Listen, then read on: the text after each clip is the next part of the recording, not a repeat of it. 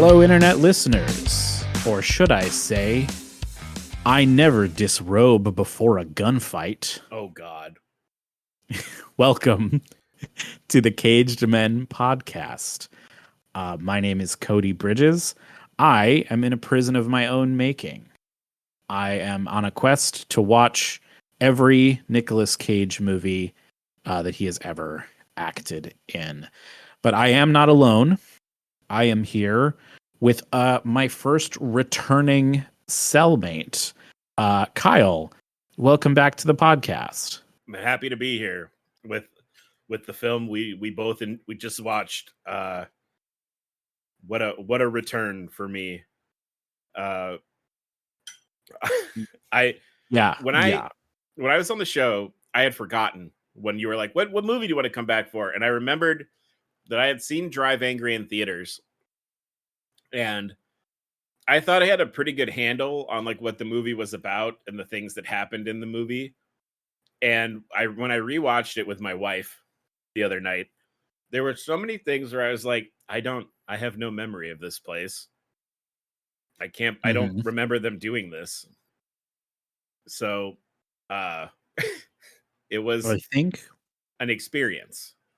I think. So we are on the downswing this week, as I'm sure based on our reactions you can tell.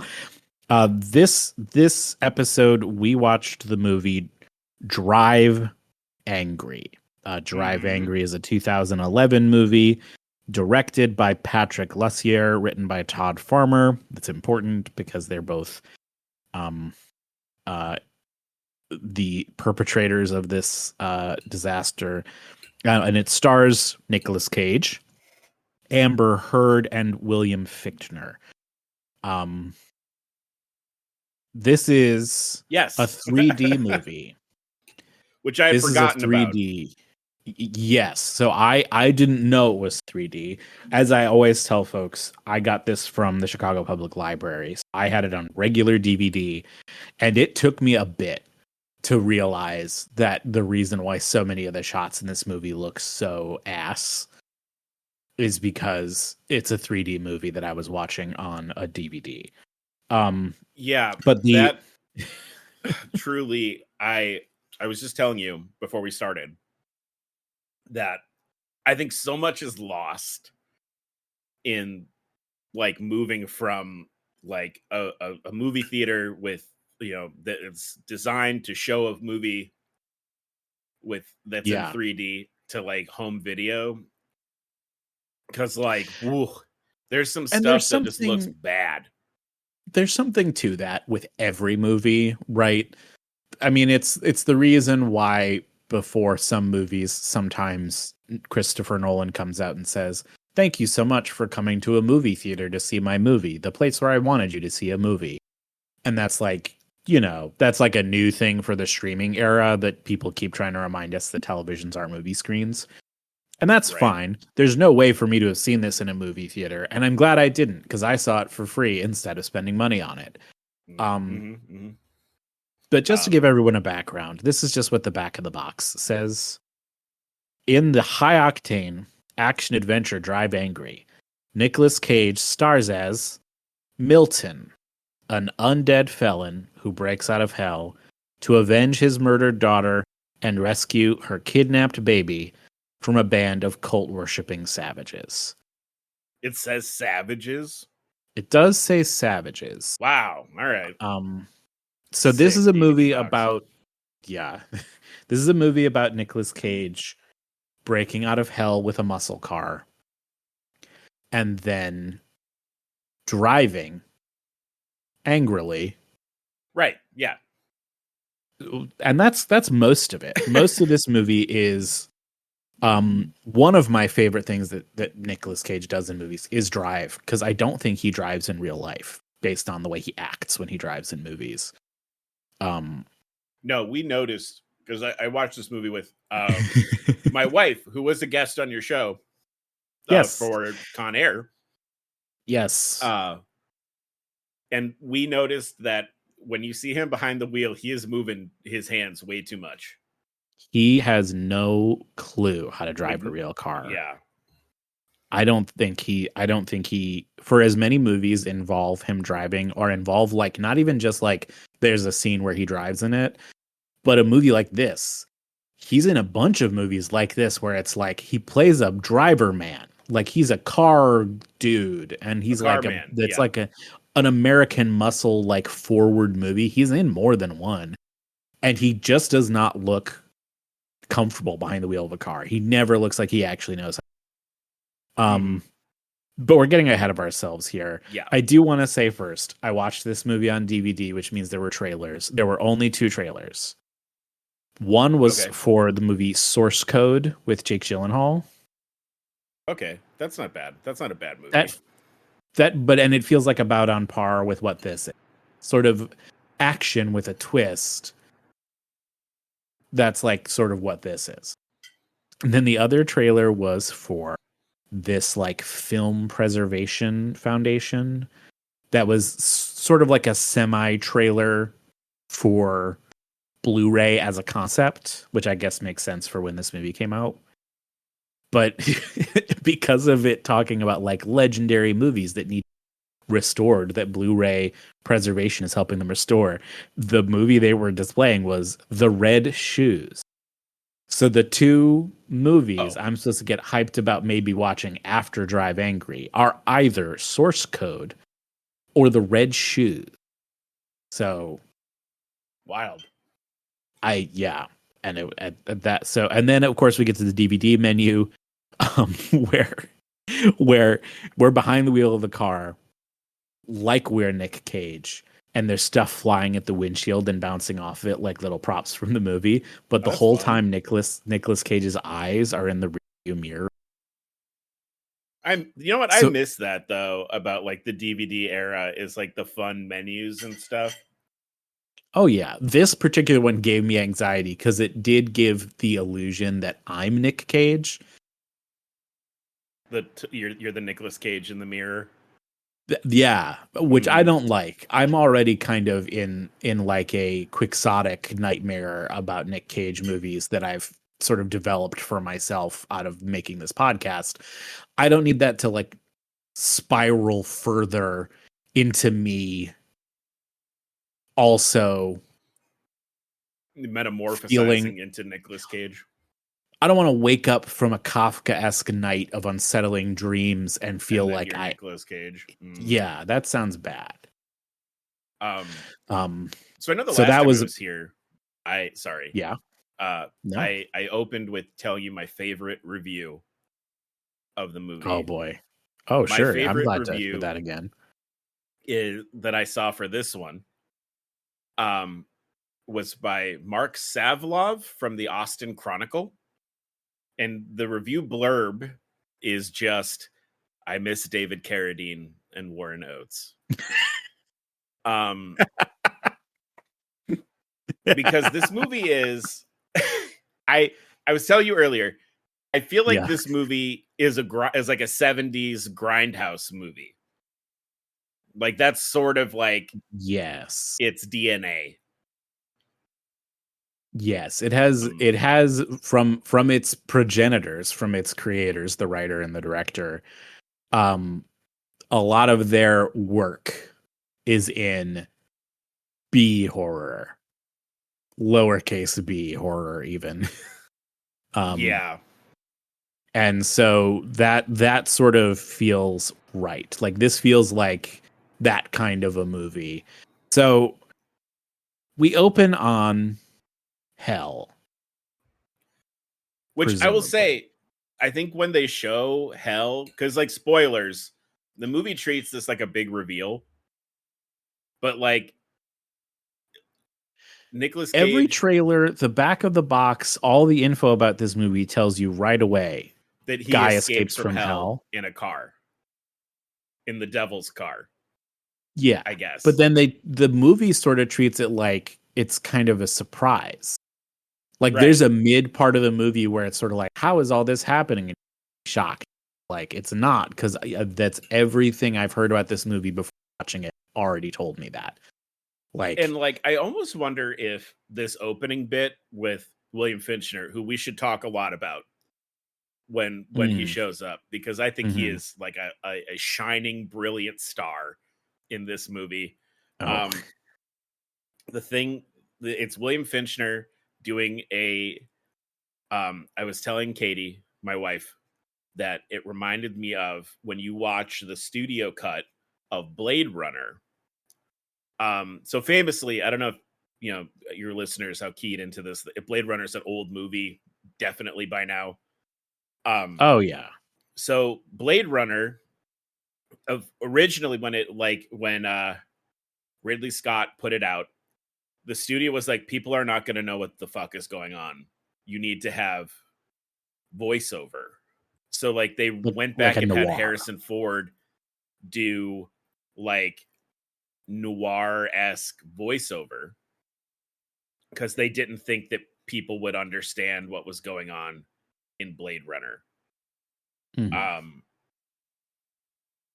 Which makes the movie really stupid. Like, it's not, it doesn't help the movie at all. No, and the superior version of the original Blade Runner is the whatever the most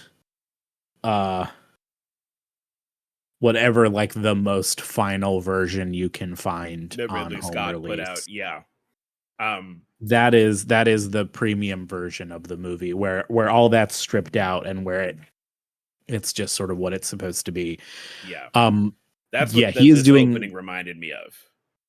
Yeah, he's doing like this calm ass narration, like very like out of place too, because again, we are not getting the to link it to another movie. We're not getting like the Batman where we open with narration and close with it like it's a bookend. It's just for this part to sort of say some bullshit over CGI hell, which CGI hell does look very good. By the way. I was gonna say we can dig into the effects on this movie, because again, I think it's very much hampered by the 3D stuff. Yeah. But like the art design for hell looked neat. Like it looked like a good version of what they were going for. It reminded me of Constantine. Yeah. How hell looks in that movie. That's right in that aesthetic era. That makes sense. Supernatural. Yeah. And like that sort of like hell is like an old city. So it has an almost like, well, it's a penitentiary in this movie. Yeah. Yes. It's sort of a cross between like Alcatraz and Constantinople is what the like city looks like from afar. But we get so little of that. And we immediately cut to a car chase where these three guys are being chased by Nicolas Cage in a muscle car. And they're all cursing and they say a bunch of times, I thought he was fucking dead. I thought he was gone. What did people said he was? And like he's in this chase. I mean, it's one of the saddest things about this movie is that there's a couple car chases in them. And like, I cannot recite fun moments from them because they're kind of bland. I mean, like there's a couple moments later on where it's like there's a few scenes later where I'm like, and then there's a car chase. It's what there's one or two little things to pick out that are like at least intriguing choices. But this one in particular is just, they take a couple fast turns and then he tricks them into thinking they lost him. And then he cuts them off and they crash into his big invincible hell car. Which is, okay, this is and I know it's with this movie and how this is going to shake out. This is going to sound silly. This is my first nitpick about this movie. We've gotten through like 100 frames of movie. Yeah. My first nitpick of this movie is we are later told that the car that he escaped with, it's like Satan's car, right? Yeah, it's a car. It doesn't really matter whose car it is. It's a car from got hell. in hell. Yeah. Like it's a And he supernatural doesn't car. drive that car the whole movie. Yeah, it's like, gone after he this has scene. it and then it's gone, and then he's driving Amber Heard's car, which I was like, oh, I thought he had like a Ghost Rider Like a hot magic rod. hell car. Yeah. He crashes this car in this accident to stop these guys in this pickup truck, which hits his car and they fly through the air like they hit an Evel Knievel ramp. And they land upside down. And then he gets out a shotgun and just starts blowing people's limbs off. RoboCop style. Oh yeah. He shoots a guy's hand off. The CGI for that looks awful. Oh man. That was so bad. I mean, and like again, one of those moments where it's like there are scenes where you're like, oh, this is betrayed by the fact that this is a 2D presentation of a 3D movie. No, that one just looked bad. That was just pretty poorly done. Yeah. And then he's like interrogating them. We are going to have sort of the two faces of Cage on this podcast a lot, I think. You and I last were in The Family Man, our episode 1, where we got the big Cage, right? Big Cage, yeah. Big Cage, loud Cage, active Cage. Some like he does a lot of freakouts in The Family Man. Sometimes he's weirdly boring and like quiet in that movie. But you know, this is a guy with a lot of big active movements and a lot of like manic energy sometimes. We get Little Cage in this movie. This is Stoic Cage. This is stoic, quiet, often uninteresting, sadly, even in interesting parts. I think this is a good opportunity to bring up some choices that Nicolas Cage made and wanted to make for this movie, because I have a trivia fact for you. Okay. First and foremost, originally in the original script for this movie, because I looked this up, it was supposed to be like a 70-year-old man. Like it was supposed to be like an old man. Oh, like Peter O'Toole? Yeah, like a 70-year-old man. And then Nicolas Cage was like, oh, this movie looks kind of fun. I could do this. So they rewrote it. And then Nicolas Cage wanted to shave his head and have like a big tribal like skull tattoo on his head. Which like already I'm like, whoa, that would be like a big swing visually. That would be interesting. It tells you a lot about the character a little bit. And they said no. And they like dip dyed his hair. Blonde, he's got which looks bad. The grungiest, grimiest, like, and you can tell that it's like a choice that maybe didn't play well, because in a lot of key art for this movie, you just can't see his hair. No. Like they've obscured it. They show him from like only, from like the forehead down. It is like the most, if you can think of the most, and this is going to be a theme in this as well, the most disgusting bleach blonde wrestler you can imagine in your head. I wouldn't even say like wrestler. It literally looks like Nick Cage had like those like, you ever see like the fitness device where you hook your ankles up to the door frame and you do sit-ups upside down. It's like he did that, and Michael Keaton in Batman. He had the bleach in the bowl under him, and he just dipped the top of his long hair into the bleach. It looks like that. It is weirdly long, like not as long as Con Air, sort of like earlobe or neck length. Yeah, it's like he has roots.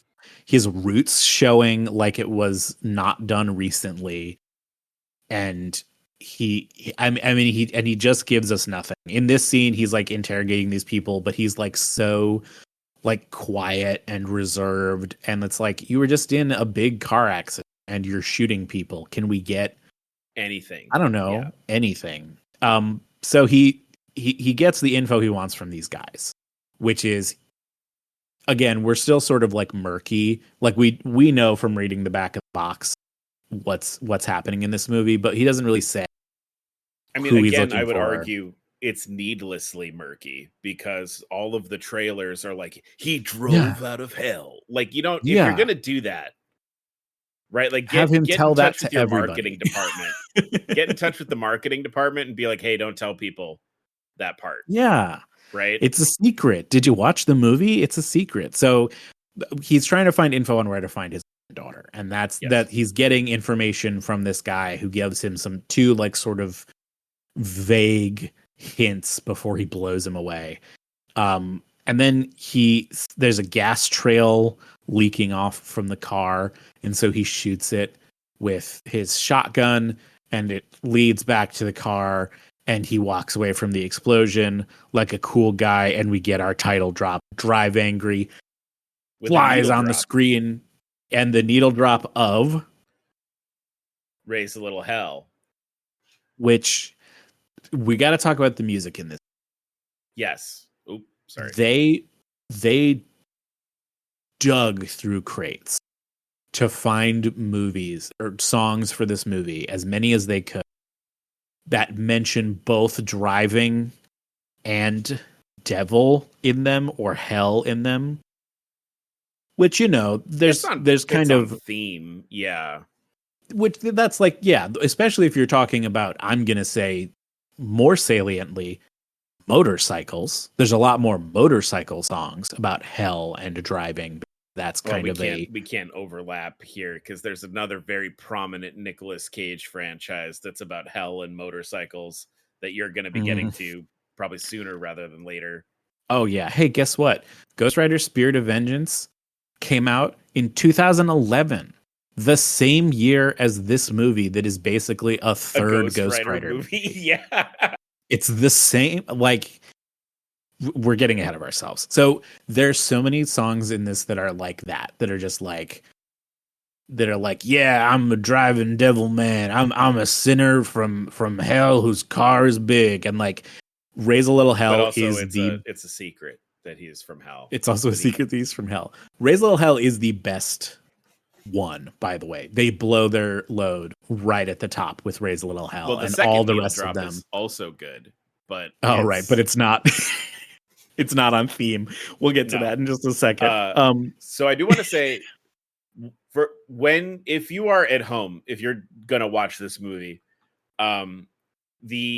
like I said, it has just big, if you're familiar at all with like what Grindhouse is, either like if you're talking about like the Tarantino Rodriguez movies, or like the concept of a 70s Grindhouse movie. This movie like desperately wants to be a 70s Grindhouse movie. It wants it, and it suffers from that desire and its lack of commitment into like doing it. What that means. Yeah. It's like if someone was like, oh, I want to be in a punk band, and I've heard only one punk song, and I'm going to just extrapolate from there. That's kind of what this movie feels like. It's like someone knows that movies like this are supposed to have cars and violence in it, and that's all they really. Yeah, it's kind of it. You know, I think I think this would be interesting to watch, this movie and then watch like Grindhouse, like the Rodriguez Tarantino movie. Because or like exploitation movies, like actual B movies from the 70s. It doesn't lean into it at all. It really wants to be a Grindhouse movie, but it doesn't like lean into the idea or like embrace the idea. It takes itself very seriously. Wait, I was about to say it refuses to be a parody, like the way Black Dynamite is a parody of black exploitation movies. That is also a very almost accurate idea of what those kinds of movies actually were. Or like, you know, Tarantino's other work are also very inspired by like Grindhouse-esque movies. Think of even his most recent Once Upon a Time in America is, you know, like a Once Upon a Time in Hollywood? Yes, sorry, Once Upon a Time in Hollywood. I think Once Upon a Time in America is a different movie. It's a much different, much higher prestige movie. I will say that every time that like we said, this movie's in 3D, And it does Yeah. 3D in two ways. It does it in this sort of like, whoa, stuff flying at Yeah. the screen. And then it also very clumsily tries to do it in the sort of James Cameron increasing the depth of field kind of way. Yes. And unfortunately, I don't think there's a way to watch this like in 3D properly now, which is sad. Certainly not. I mean, there might be from a consumer website, not from the library, a way to get a 3D HD DVD or a 3D Blu-ray of this, where if you have a 3D TV and the Or 3D special 3D glasses. TV, Yeah. there might be a way to do that. I honestly think this movie would look hysterical in that red and blue 3D. Yeah. That would be But maybe an improvement. so yeah, but they do both. And I will say every time that like we saw a 3D effect where like something was flying at the screen, my wife and I did cheer because like that's fun, right? I think it's fun and like that effect is still kind of fun, but it's them also well there's another scene later where like the depth of field stuff backfires on them in such a amazing way. Oh yeah. Um but like this opening is With the words flying at you. That's like classic, like yeah, especially in horror. Piranha. Like, Yeah, it's really yeah. like yeah. Oh yeah. I was amazed to find out these guys didn't make Piranha 3D also, by the way. Piranha 3D is tongue in cheek though. Like yeah, it gets that it's silly. It's capable of more than maybe these filmmakers are. We cut after the needle drop in the credits to a diner. This is where we meet Piper. Piper is the name of Amber Heard's character. She's a waitress talking about how she Liz Estrada her boyfriend into proposing. Okay. She was withholding sex in order to get him. Yes. In but a also, line of dialogue that is so like my first edgy comedy script.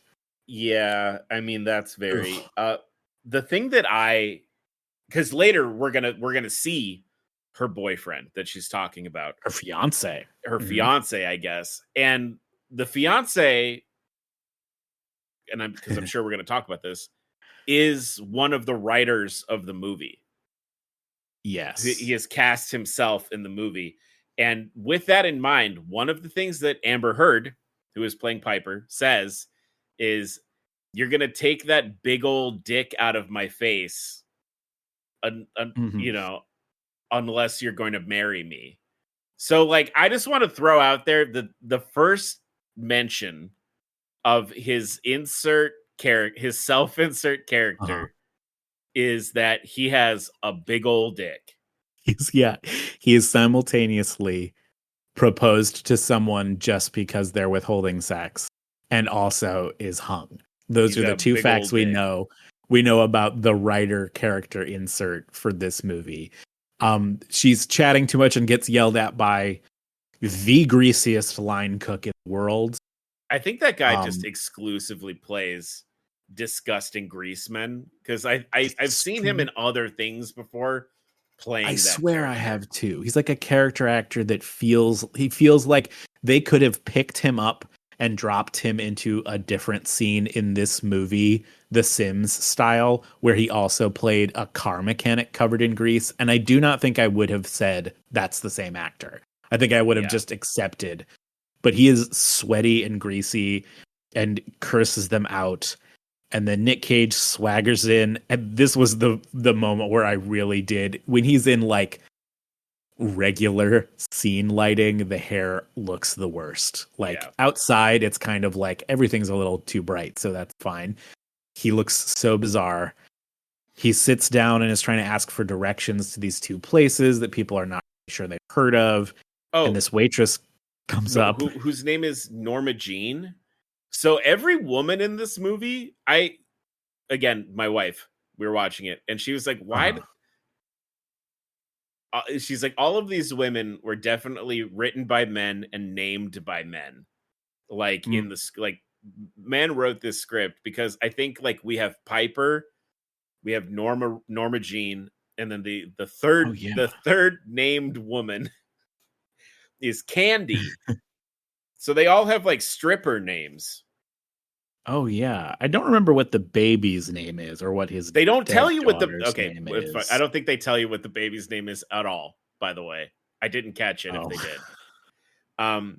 So Cool he's movie, guys. trying to find out where he's going, and he talks to Norma Jean, who is the actress. I was like, I have seen her in other things.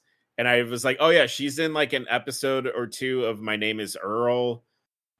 She had a sitcom that was on I think it's done now, but it was called like American Housewife. It's like she's like a comedic actress. Okay. But the first I would say we were very on board for like dumb schlocky action movie. And the first instance where maybe we got uncomfortable watching the movie is Norma Jean is flirting with Nicolas Cage. And sort of apropos of nothing and out of nowhere, really, he like grabs her by the neck and makes out with her. And like, it was such a deeply uncomfortable kiss. Maybe the most uncomfortable kiss I've watched in a movie probably in a long time. But like, he grabs her by the neck and makes out with her in the middle of this restaurant a busy restaurant. Yeah. And like people there's a table with a child. Yeah, and it's such a weird, and I guess like knowing, you know, if I'm operating with the knowledge that I only know what the movie tells me, right? That's weird. I guess you could do the well, he's been in hell jail for however long, and he's not, you know, seen a woman in a lot, but like that's still like it's still gross and weird. Yeah, it's one of those things where it's like, if you're trying to get more character juice out of this character to like give you a better idea what they're like, you could just as easily not do that and do something else. He already is walking around blowing people's off with a shotgun. We don't need to be like, and he's also a bad boy in the way that he treats random women. Like, we can leave that in. He's a murderer who has a very singular goal. We already get that from the scene, but then he also is choking and making out with a waitress in a restaurant. We don't need all that. Right. He's there. He gets the info. The waitress gives him some stuff. This place he's looking for is it's supposedly like an old jail. And then Amber Heard is in an argument with the boss and she quits. Yes. So she walks out to get into her big black muscle car, which has the license plate Dr. Vagri. Oh, yeah, right, Dr. Vagri. Yeah. It's just the license plate. If anyone was wondering, this movie's a little ham-fisted. The license plate is DRV AGRY, which is, of course, Drive Angry, except not that clearly. Yeah. How about an N instead of an A? Because that's at least sound. DRVNGRY. I mean, if I guess, you know, if I'm gonna nitpick about him not keeping the hell car, I guess we can nitpick about the license plate. But like the thing that stood out to me was the bumper sticker, "I break for pussy," on the car. I thought that was a choice. Oh man. So she peels off because she's mad. And is this the part where we get our second needle drop? That's crazy. Needle drop number 2. The band Peaches and their song "Fuck the Pain Away" starts playing.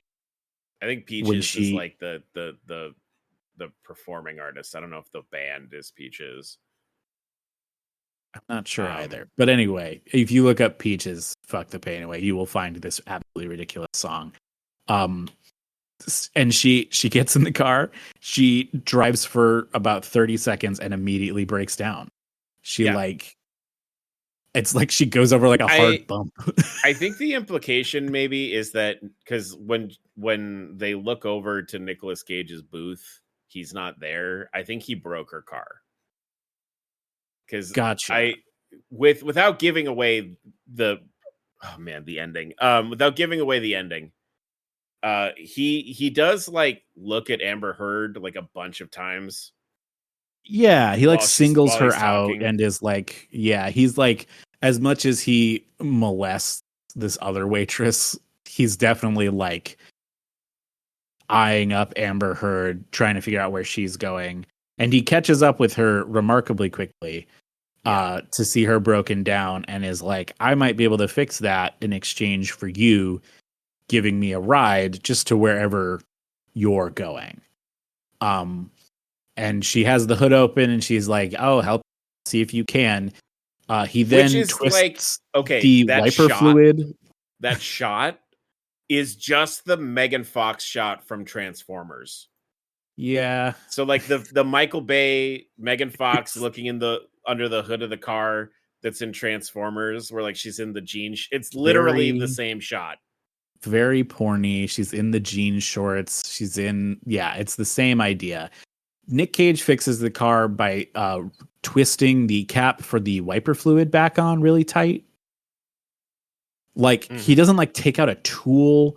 He doesn't like touch any other part of the car. He doesn't look at it for very long. As like he literally they were like, and then he fixes the car. Must have been what it's. It must have just said that. I think that's another wasted opportunity to like give him some kind of supernatural car power. Yeah. Because like, but they don't really do anything. He just sort of like twists a knob and he's like, we're good. Which I was like, so literally he broke the car. I mean, yeah, I guess when I was watching it, it did not cross my mind that he like sabotaged her and that's why it was so easy for him to fix it. But also like she seems like a car person based on her driving her fiance's car around everywhere and, you know, liking this big muscle car and wanting to take it after what happens next. That like her looking at the inside and being like, oh, it's something I could fix with 30 seconds of effort. Yeah. Is so she drives off with him and we meet our sort of third principal cast member. Truly the highlight of the movie, I would say. I think I don't agree with you. I think that in a movie with a lot of low light, William Fichtner comes into the picture. He is playing somebody else from hell. At this point in the movie, it is not 100% clear. You only just see him crossing a very poorly rendered bridge, and it looks terrible. He was not on that bridge in real life.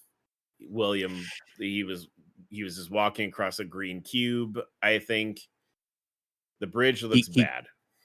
So, but he's clearly after Nick Cage, which we, as the film audience who saw all the trailers and the poster and the back of the box, know it means he's also from hell. He's giving this performance that's very like distant, alien, kind of, which like is appropriate considering what he is.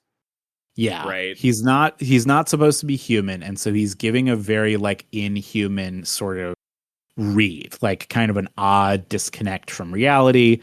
The problem with that is, for me, the whole movie, it felt like I was,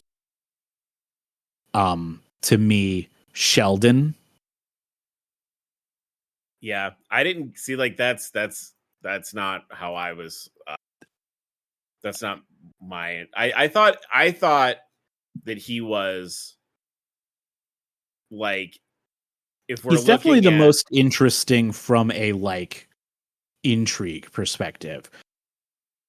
Yeah. But he's like he has the look of like in the evolution chain from the kid who plays young Sheldon to Jim Parsons. William Fichtner is like the third Pokemon evolution of those three people. So he has that going against him on top of the way he was acting. And also I feel like the timing of when this movie came out, it was in full swing. I feel like it's an unavoidable comparison in my own head. I don't, maybe we look at it differently, but I was sort of like, I wasn't getting Sheldon from him. I was getting like, oh, he's just like, he's he's not human. Like he's playing a non-human character. He's going through the world and has no connection to it. And yeah, that very first scene was I was like, I'm not gonna I'm not gonna be able to buy this for very long. But that's okay. He threatens the mean line cook and gets info from the waitress about that Nick he Cage. Also, I guess there's the threat of another really weird out of pocket like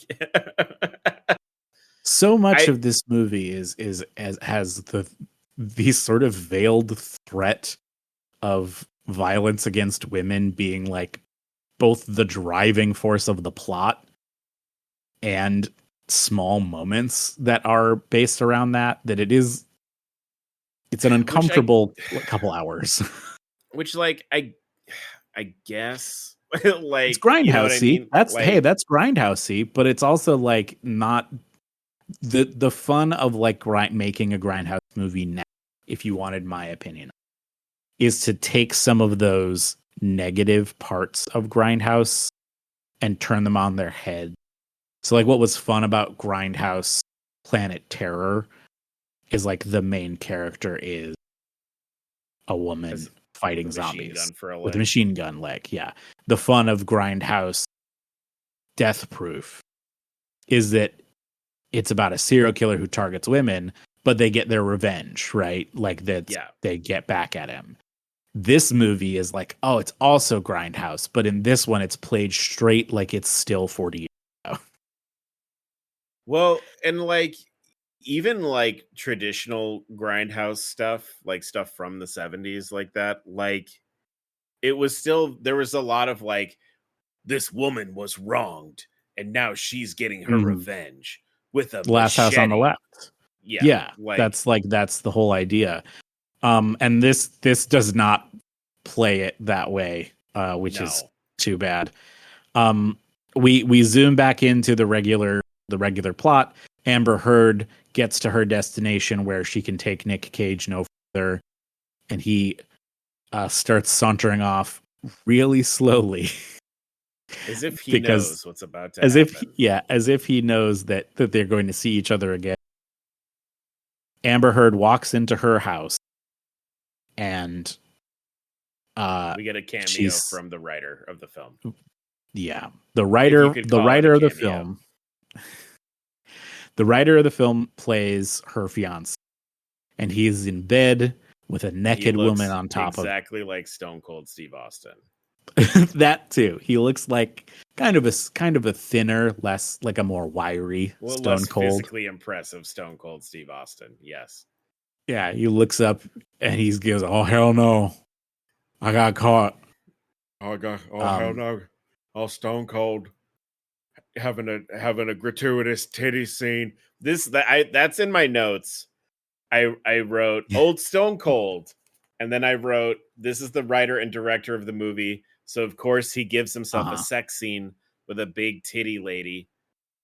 So this and is then check 2 against the writer. He has already said, I am writing myself in this movie, and I have a big old dick. That is like the first thing you learn about the character. Yes. The second thing you learn about me is that not only am I engaged to Amber Heard, the female lead, but there's a gratuitous big booby, big butt woman grinding on top of me about, and this is what I'm doing with my with my powers as a writer, and Yeah. I think he co-directed also. I don't remember. I think the director co-wrote. Okay. Okay. I did write here, yeah. Old Stone Cold Steve Austin. This is the guy who wrote the movie, and of course he has a sex scene. And then I wrote, wow, this is the most gratuitous titty fight I've ever seen in a movie. Oh my God. I said Amber Heard throws this girl out in no panties, no nothing, and decks her. And it's so crazy. I was, because, there's a lot of sex scenes in movies. That's not that weird. I'm not one of those guys who's weirded out. In this movie in particular, there's quite a few sex scenes, and they're all there's a couple awful more to watch. Yeah. But like she like usually there's like a quick redressing scene so that you don't live too long naked in the or moment, try to do other stuff while people are naked. In this movie, no, we're gonna go right to Amber Heard beating this woman up while she's nude. She says she's gonna find a different man, and her fiance says, "You couldn't find a better man in Florida? Hell no. In Texas, maybe." Which my wife, who is from Florida, laughed at. So like we got to maybe have a laugh from there. Yeah, that's good. They get into an actual physical altercation where he's punching and slapping the crap out of her, and Nick Cage re-enters the scene, and like I said, he was walking away real slow, like he knew what was going to happen. Yeah, comes back in, he beats up the writer, which is the first self-insert moment for me. He's beating up the writer. That I felt good about that. And then he pushes him on the ground, like he shoves him into the wall of the house or trailer, and the air conditioner falls out onto this guy's head, and we cut to black. Which I was like, oh, he's dead, because there's no way. Hey, yeah. We'll come back to my shock where later in the movie, I was like, so Nick Cage is then driving. We actually, Katie, me talking about my wife who's not on this episode at all, but like the three of us are big Mystery Science Theater fans. And Katie yelled one of our favorite Mystery Science Theater jokes where like there's he's dead. He's dead. Yeah, like because there's a from Space Mutiny.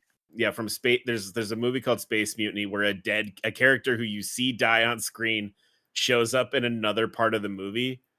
And Katie was like, "Hey, he's dead." There is no earthly way. I have seen an air conditioner fall out of a window. Yeah. They're so heavy. There's no earthly way this guy's so anyway. He's driving away with Amber Heard, who is unconscious from her fiance fight, in her car, and he has a vivid hallucination flash that is essentially, I said it's like the first moment of exposition we get in the movie where we actually are given a little bit of what's going on, like. And so we see him seeing his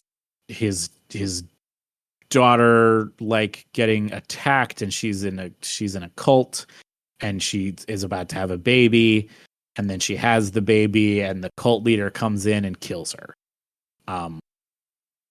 More or less, more or less. You've been much more clear about what's supposed to be going on. Yeah, the flashback is not like, it's not super tight. Nothing really. Nothing in this. Yeah. No, but to keep things rolling, he gets out of his flashback, and Amber Heard wakes up and she says, "Did you kill him?" about her fiance, and he says no, and I wrote, so he's lying. Yeah, I also was like, no, you killed that guy. Like, I was like, I mean, that guy is dead. he didn't pick up the air conditioner and drop it on his head on purpose. No, he didn't I wrote down my note was Nicolas Cage kills the man with an air conditioner like he's playing Yakuza or like a dragon. Where those games you pick up like a whole bicycle and smash it over somebody's head and they're like, ugh, afterward, like it's more like he caused an accident, like Hitman. Like he pushed him into wearing a knowing it was loose enough to fall out. But they're talking, she asks who he is, and he says his name is Milton. Which I'm just going to say this. I know why he's named Milton. It's because of the book Paradise Lost, right, by John Milton.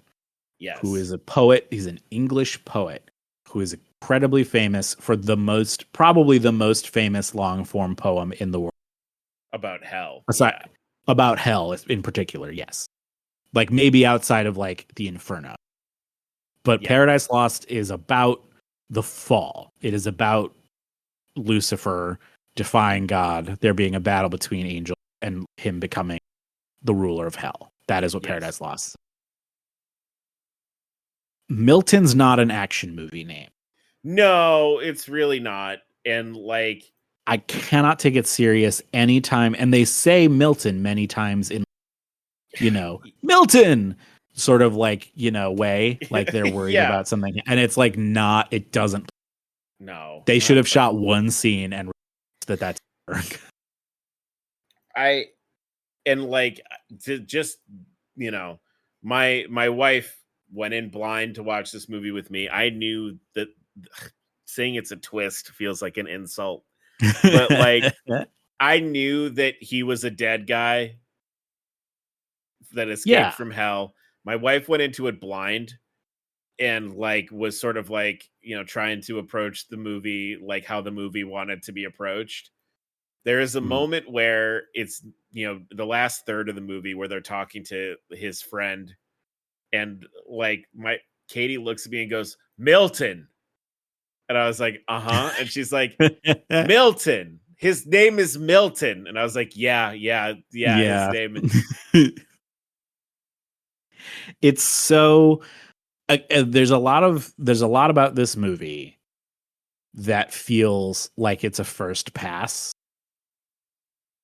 Right? And it is a first pass, right? Spoilers. I watched the featurette. And the writer, director, and writer both proudly said that this movie didn't have any edits, rewrite. I don't believe that for 1 second. Well, no, not in the very pragmatic way of obviously whenever you write, and there's some editing, there's some rewriting, there always is. But it does certainly feel like some parts could have used more editing, more rewriting, maybe a third person to look at it just to knock it up a little bit. But he says he's got something important to do. He's going to take her with him. She's like, fine, I guess. We were, as my wife and I were talking about this movie after watching it, we were like, what is Amber Heard's like? What's her stake in this? Like, what is her stake in this? Like, what's her deal? Because she's like, sort of like, yeah, all right. Yeah, she's like, thanks for beating up my fiance. I guess we're not engaged anymore. I may as well go on a cross-country road trip with a stranger who stole my car. Like, why? It's totally senseless. It could have been, and it's like, she is definitely in this movie, sadly, to be a sexy lamp. Yeah, in a lot of it, she could be replaced by a dog in a lot of scenes. Yeah, that's bad writing for a female character. That's bad writing for any character to be like, this could have been a dog or a child or anything. Like, it's like if it was if you could draw Roger Rabbit in a movie and replace an actor with Roger Rabbit, you need to think about it if you've given the character enough of their own. Comparing Amber Heard in this movie to Roger Rabbit, I think is an insult to Roger Rabbit. Because true in acting skills, in range, I don't even humor. not even getting into that, but like Roger Rabbit moves the plot. He like contributes. It's true. He's a big part of the movie. So they wind up in this bar, which another little piece of trivia from the featurette. They spent, it sounds like, most of the money of the budget rehabbing a closed like bar hotel to look like that. Okay. Why you don't just find a location to stick a fake neon sign on instead of completely it was really important that they're the bull by the balls bar or whatever it was called. It'd be a bespoke bar. It's a money laundering scheme so they can open their own bar. That they just wanted to have a bar that, so they made one for a movie. Okay. So he walks in, and the host immediately recognizes and hates him, which is a recurring trend. There's a lot of people who are like, "Wait, what the fuck are you doing here?" They're surprised that he's there. They are, they know who he is, and they're upset that he's there. There's so many people who are like. Before we talk about the bar, we do see Billy Burke for the first time. Oh, in the flashback, yes. In the flashback. And I wrote, Billy Burke is very desperate to not be associated with Twilight anymore. And yet, he dresses like Lestat in this movie. Okay, so I was looking at his wardrobe, and Lestat was not what I pictured. He's dressed like Keith Richards. Kind of. Like, he's dressed like one of the New Romantics most of the time. Like it's Keith Richards, like Sympathy for the Devil. Like he's got this sort of like, again, like neck length, sort of 60s cult shaggy hair. He's got a fuck ass soul patch. He's in very billowy like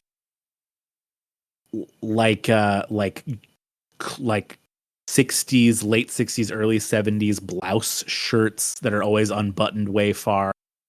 He's got this big stupid medallion on. His nails are really long. Like, does not look like it's made of anything.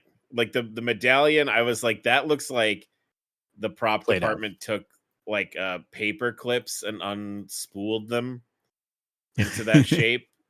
It is a very DIY look, which maybe it was. Maybe the backstory is he made that himself, and that's important. Okay.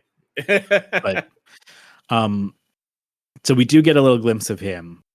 He gets deeper into the movie a little very, very soon. But they go to the bar. This guy hates Nick Cage, the guy at the host. And he tells him he can come in as long as he's gone by dawn. And they go to sit and have a drink, and Nick Cage pulls out his ID in order to get a drink. And I guess he still had it on him from hell? Well, again, we're not supposed to know that yet.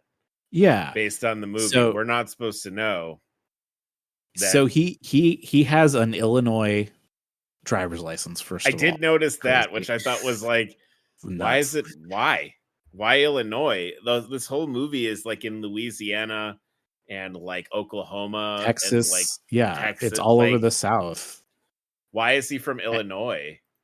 So weird. And the waitress is like, whoa, this is an antique, like, and it looks like a very old fashioned, like, still clearly a laminated paper. Like, it's not like a full plastic ID. And she's like, well, you can drink anyway. Because you're very hot. old. Yeah, she's also attracted to him. All Which service leads people. to the most horrifying part of this movie, but we'll talk about that in a minute. Oh, yeah. Coming up very soon. I did need to point out in this scene also that there's a country band playing in the background, and the lyrics sounded made up on the spot. Like, I was distracted from the like dialogue in the scene. Saturday Night Live, like Kristen Wiig and it's Kristen Wiig and Fred Armisen, where they're trying to rhyme at the same time as each other, made up songs. It sounded like that. So we lose the plot a little bit and go back to William Fichtner, who is just a couple steps behind. He beautiful star in this movie. He visits Stone Cold Steve Austin. And he full disclosure, I love this scene. This is like where the sort of the overlapping concepts of this movie become sort of the most positive. So, first of all, Stone Cold is alive after he just has like an air unit dropped on his head. He has a kind of big bruise, and that's it. And it looks not that bad. No. And he's on the phone with maybe the police, or maybe he's upset because the car is gone. And William Fichtner walks in, is asking him a bunch of questions, but he's not saying where he's from. And so the guy starts to get hostile and takes out a baseball bat. I'm going to hit you with this stick from Kentucky. Is what he a calls weird. It. How funny that probably the most awkward and bizarre line of dialogue in the movie. Well, maybe. I was going to say here, no. one of the worst lines of dialogue spoken by the writer. He made himself say that. He made those words be in his mouth and mouth. So, I guess that's like karma. But like I was like, wow, okay. Like that was stick from Kentucky. Were you not allowed to say like Louisville Slugger? But then just say bat. I'm gonna take this Louisville Slugger and hit you with that. Stick from Kentucky. What a weird stick from Kentucky. So he fails obviously because William Fichtner is supernatural. He breaks the bat in half and he throws the sharp end in 3D in 3D and it sticks him into the wall. And then he starts interrogating him by irritating the spot that stuck through his shoulder and getting the info about where Nick Cage is going, and then whips around and throws the other sharp end through his eye in 3D. In 3D, the part that I liked was he's got him pinned to the wall with half of the bat, and he's trying to talk to him. The guy's like, and he like taps the bat with the other half of the bat. I was like, that was like a fun. Hey, this will make you more impressed. William Fichtner made that up. That was not part of the script or direction. Again, just a a brilliant shining light in this movie. Like, also just to show that these guys are even more like obsessed with their own like lore. The name of this character is Frank, but his last name is Raimi. Frank Raimi. So Frank Raimi. Like, okay. Like Sam, the director. And you know me, I'm not the biggest Sam Raimi fan. But to be like, oh, this whole thing is in reference to Sam Raimi. No, it's not. Not in the ways that count. I didn't see any sort of Raimi-esque. Not in style, form, or function. It's not. No, not particularly. No. I do also love he walks out and there's police there and they freak out because there's a dead guy. He does a big trick with his coin. He has a coin that looks very old. He flips it into the air. It flies towards the screen in 3D and he grabs it and it's just psychic paper. And he does some sleight of hand magic. to Yeah, replace it's it with just the. it's psychic paper from Doctor Who. But Like, like I again like this movie, Nicolas Cage is so dour, and like the things that I love about a Nick Cage movie, like where he's kind of out there, he's making big he's not doing swings. it. Yeah, He's he does not not do doing it in that this in this movie. movie.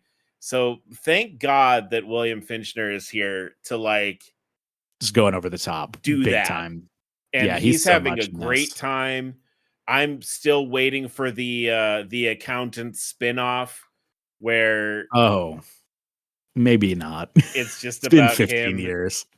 tracking down escaped hell people. Um, but like this thread here, I feel like they wrote the movie with like, and he goes after Billy Mhm. Burke, and then they were like, oh, I don't think enough is happening. Yeah. Our script is only 45 pages long. Yeah. We need more. But I did, like I said, and I'll continue to say it as we go through this. I did really like um the accountant character, and Yeah. the He's his contributions to the movie, I think, would be sorely missed if they weren't in the movie. Like, I mean, and without him it would be even less clear mhm. that Nick Cage is supposed to be from hell the whole time. Um Yeah. so we go back to the hotel, and Amber Heard is having a guy play with her feet. She has dragooned like a bar back or something from the hotel bar dance club to paint her toenails. Yes. In a scene that screams Amber Heard said she would be in this movie as long as she was always next to a sex scene, but never had. She didn't I actually do I any mean, like, and I was like, that's a good move on Amber's part, because no one gets treated very well in this once their clothes are off. no, not really. No. And next door, literally through the wall loud enough that in character she knocks on the wall to tell them to shut up. Nick Cage is hooking up with Candy. The bartender. Yeah. Are It's the most distressing sex scene I've ever seen in a movie. It's like, let me Nick paint a Cage picture is for you viewers ugh. or listeners. Amber Heard is like, and I would argue like the Amber Heard getting her toenails painted by the busboy, because it's a busboy from the That's right. bar, like, is I would have preferred like maybe a nice like humanizing moment with Amber Heard where she's like getting her toenails painted by this boy, and like maybe they're having a conversation, but like that shit doesn't fly with the directors of this movie. And No. there's just loud raucous fucking sounds from from the other room. The camera pans over, which I think this was practical. Like, I don't think this was like done Mm. uh Yeah, and like, fourth wall missing. These were both happening on the same set at the same time. yeah. Yeah. So like the camera moves over, and then there's uh Nicolas Cage is sort of, he's seated, Legs straight out, legs straight out, arms behind him, fully sort of dressed. like he's, yeah, and he's also fully dressed. He has his sunglasses on, and he has a bottle And of his whiskey in coat. his hand. Um and wait, what? And his coat. He's in Oh a yeah, he still has jacket his still. jacket on. Yeah. Um and like this uh the woman, Candy, um like is completely She is naked, and I described it to you when we spoke earlier. She is completely naked and desperately trying to exorcise whatever demon is inside of her with Nicolas Cage's penis. She's like doing maybe the biggest acting in the movie. Definitely the acting that is the most like trying to get you convinced that something's happening. She is writhing and moaning and screaming. She's jiggling. She's like, and she's like way in a way that almost belies the fact that Nicolas Cage allegedly has his dick out, I guess, just through his fly. But the way she's moving is like, no, he doesn't, because there's no way he's getting that range of motion. It doesn't physic there. So she's grinding up on him. You can see that he's got a cigar also, and you can see before anything else happens, you can see that he has a gun out, and she's like grinding and railing on him, and I guess Amber Heard, her character, gets sick of all that, and she thinks she sees something out the window, and so she goes to like check out the bar. There's a man that's been. Can I? Did you catch this? Why does the cult care about Amber Heard? Because I think that's a misdirect. I think when you see the weird man go, because this is a weird man who's in the diner and looks like maybe he's also after. Right. Like it's I think it's a misdirect in that you're supposed to think, again, this movie has not yet told you what all the press material of the movie. You're supposed to think he's after Amber Heard for some reason, maybe, but he's not. He's after Nick Cage because Billy Burke somehow knows that Nick Cage. Yeah, we're gonna have to unpack Billy Burke in a minute because the movie is so inconsistent about Billy Burke. It doesn't make any goddamn sense how they find him here, why they're even looking for him. Nick Cage gets the information he needs about where to find his granddaughter, supposedly from 3 cult members, who he leaves in bloody exploded parts on the highway. How does anyone know? That's where... And that leads them specifically to a dead convict? How? Yeah. I mean, I think that's what we're supposed to get out of that, but like, yeah. So anyway, this guy has been following them, and she sees him out the window and immediately gets suspicious. She walks out to the bar, which is closed. But Amber Heard is too dumb to live in this movie. The bar is closed but lit for dancing, like not just like dim lights, like so you don't crash into stuff, like the disco ball and all the floor and like spotlights are on, and it's like they must margin the hell out of those beers as a $12 beer so that they can keep the lights on all night long. She goes out, all these cult members come in, and Billy Burke gives a nice expository speech to all these guys that should already know this so that Amber Heard can hear it. It's a classic as you know sort of moment. Oh yeah. We're telling them they're looking for Nick Cage, that he's a bad guy, stop their evil cult plan from coming to fruition. There's a little fake out where it seems like, hey, did you notice in this scene that they don't know how mirrors work? The writer or the director? I was gonna say who, because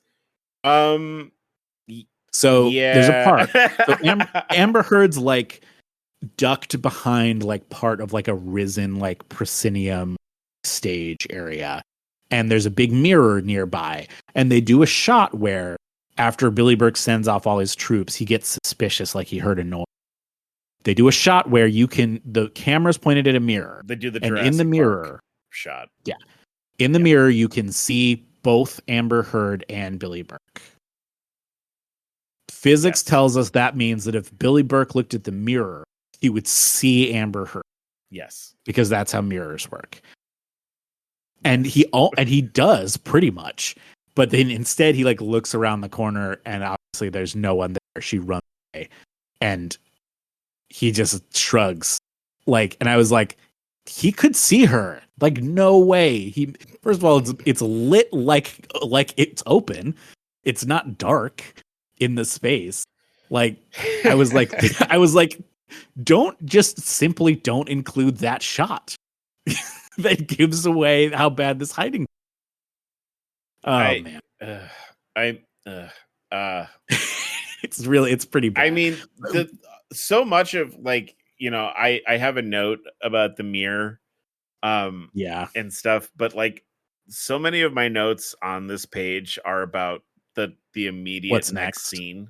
Yeah, it's hard to get over. It's hard to get like really, because what happens next is maybe the dumbest movie scene I've seen in ages. And definitely a movie scene that thought it was so cool. And it just is the worst.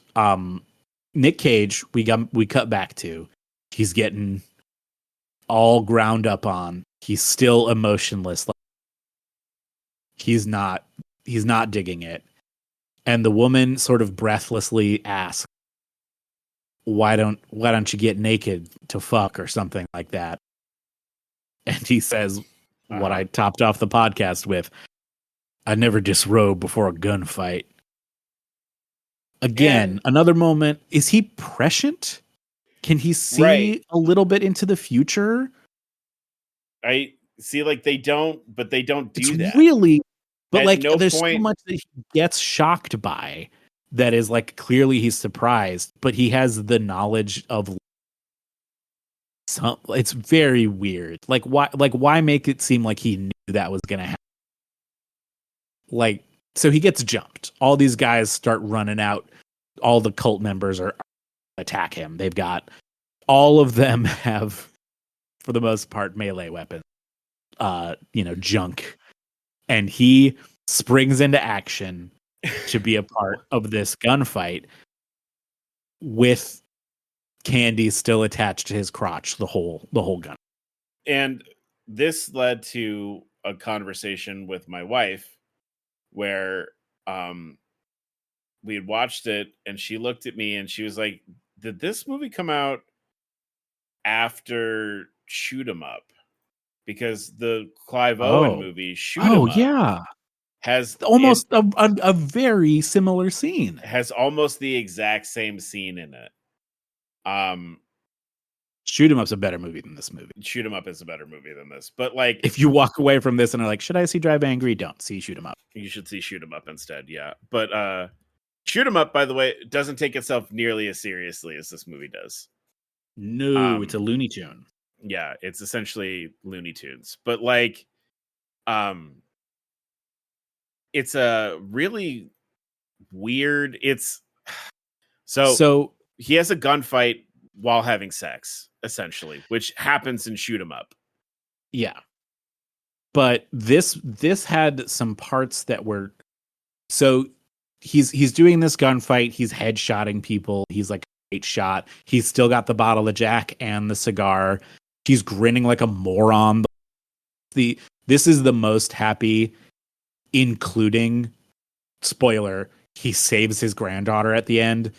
This is the happiest he looks in the whole movie, is while he's like dick deep in someone, drinking his ass off, smoking a cigar, and shooting people. This is the most elate in the whole movie. He's, during all this, I don't know if you caught this, ADR'd over all the action are like voice lines from the actress, like moaning and like doing climaxing, like, yeah, like give it to me noises.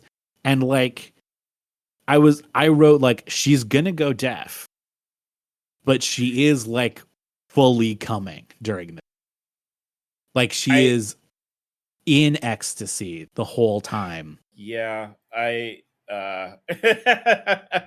then this is uncomfortable.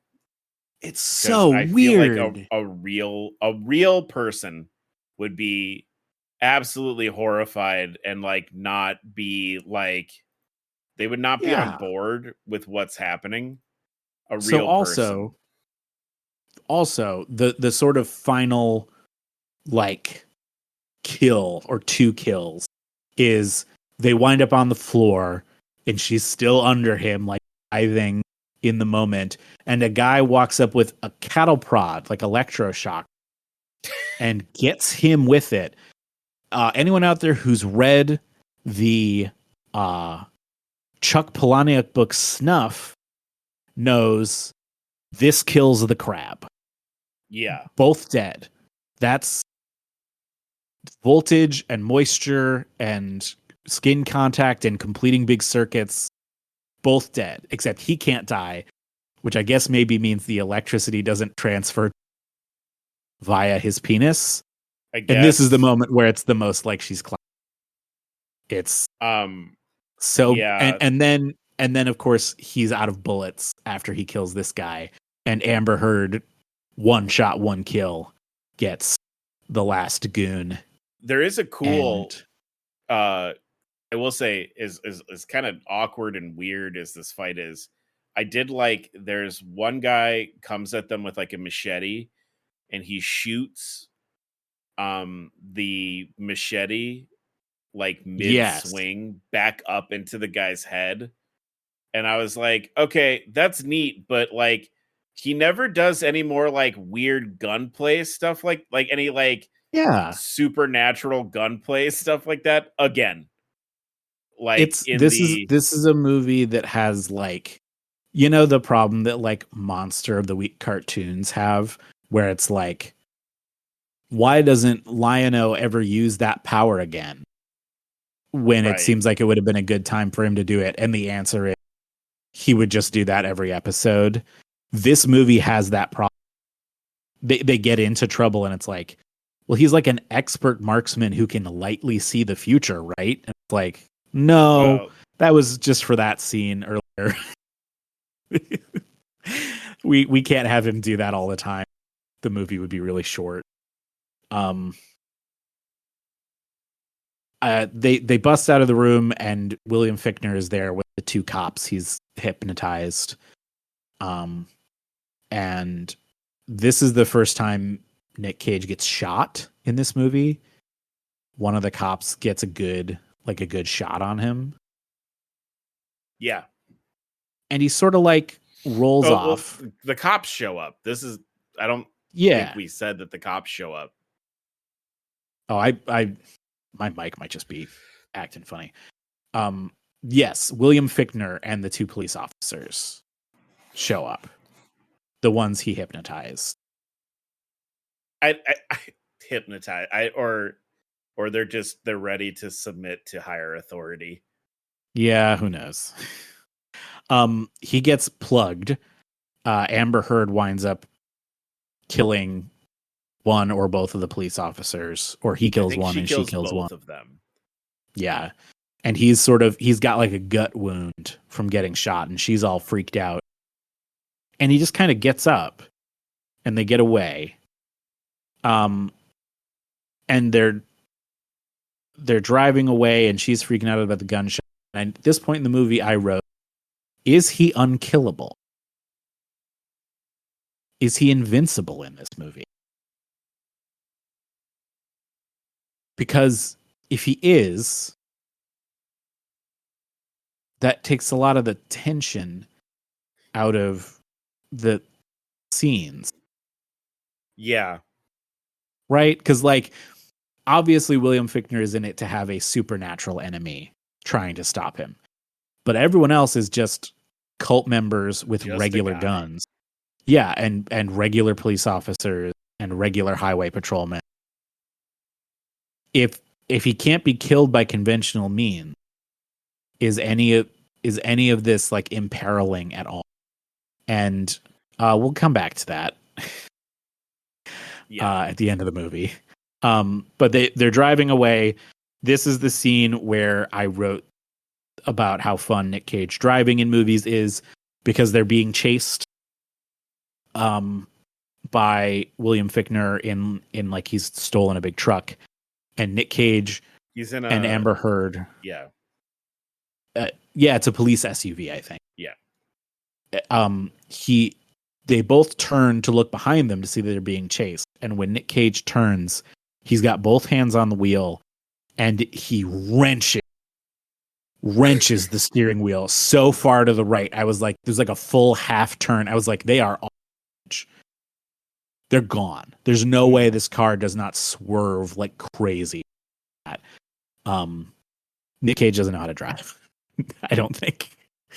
But they're getting chased, and Nick Cage is like, "You need to give me my gun," and Amber like handing him a gun. He goes, "No, the big one in the case," and it's a demon gun. It's a big old. It's a big old. This it's a big old demon gun. I wrote that it's got 5 barrels, and every bullet has an Ed Hardy tattoo on. Yeah, it has a phrase in Latin on it, which I looked up what it's supposed to mean. So the phrase is I didn't write the phrase down, I wrote the translation down, but it's supposed to translate into like God's swift vengeance, or like God's let me see again. I believe you 100% that it's wrong. No matter what it is. Deus Velox Nex is what's on it in Latin. And it means like God's swift death. But it doesn't more really. or less. But it's I wrote the 3D bullet is neat.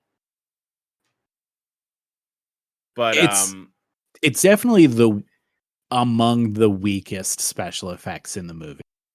I don't love the 3D effects from the gun. I thought it looked incredibly cheesy. It's very I know it's supposed to have like runes in that big circle that are supposed to be like demony or like religiously or angel-y. The gun itself is a stupid addition to this movie. It's definitely just there so that they could give a villain who is just a guy a big cool death at the end, and also so that there's some sort of tension of like, oh, why should the accountant be afraid of anything? I guess, or they could just have it be while he's on Earth the rules of regular work. But the whole effect it makes is very Sailor Scout to me. It's it's a very extra thing that when we actually see the gun in action, he fires this bullet with a Latin phrase, which I'm pretty sure like it's mistranslated. They Googled what the translation for this would be, and it's not like correct. And like the it's like a glancing blow on the accountant. He scrapes his cheek and it does actual damage to him, which freaks him out. And then he crashes his police car off of the bridge that they're on. Right, and he runs into Beavis and Butthead. Yeah, he meets 2 stoners who he, I guess, just leaves alone because he does intimate that he knows exactly when they'll die. Rough. Yes. Right. Ouch. We do cut away from this car chase back to the wreckage at the hotel bar where the police are investigating all these dead people, and we get a zoom in on. You've seen this shirt before because I had it around this time. Is a Kohl's t-shirt that has a bunch of movie spoilers on it. At least I got it from Kohl. It's like a black shirt that says stuff like Darth Vader is Luke's father and only one of the 300 survived. It's like in a big collage. And turns out that's the sheriff captain, like the captain of the county sheriffs. This like took me right out of the movie. I was like, what the hell is... And it took me right out of the movie because it would be one thing if like they were gonna do anything with this character at all. Like they don't really, this guy doesn't do anything, or like he's very, very, very minor to the plot. Like, in a way that it's like, if you were comparing this to another movie that tries to do this sort of same thing where all these forces are against them, like Blues Brothers, right? Where it's like the police and the Illinois Nazis and the whoever are all trying to same the country music band. That's the other people. The oh my god, I can't remember the name of the band now, but yeah. They in a way that's like they're all after them and it sort of culminates in one big scene. This tries that and fucks up. Like it fails. It doesn't do it very well.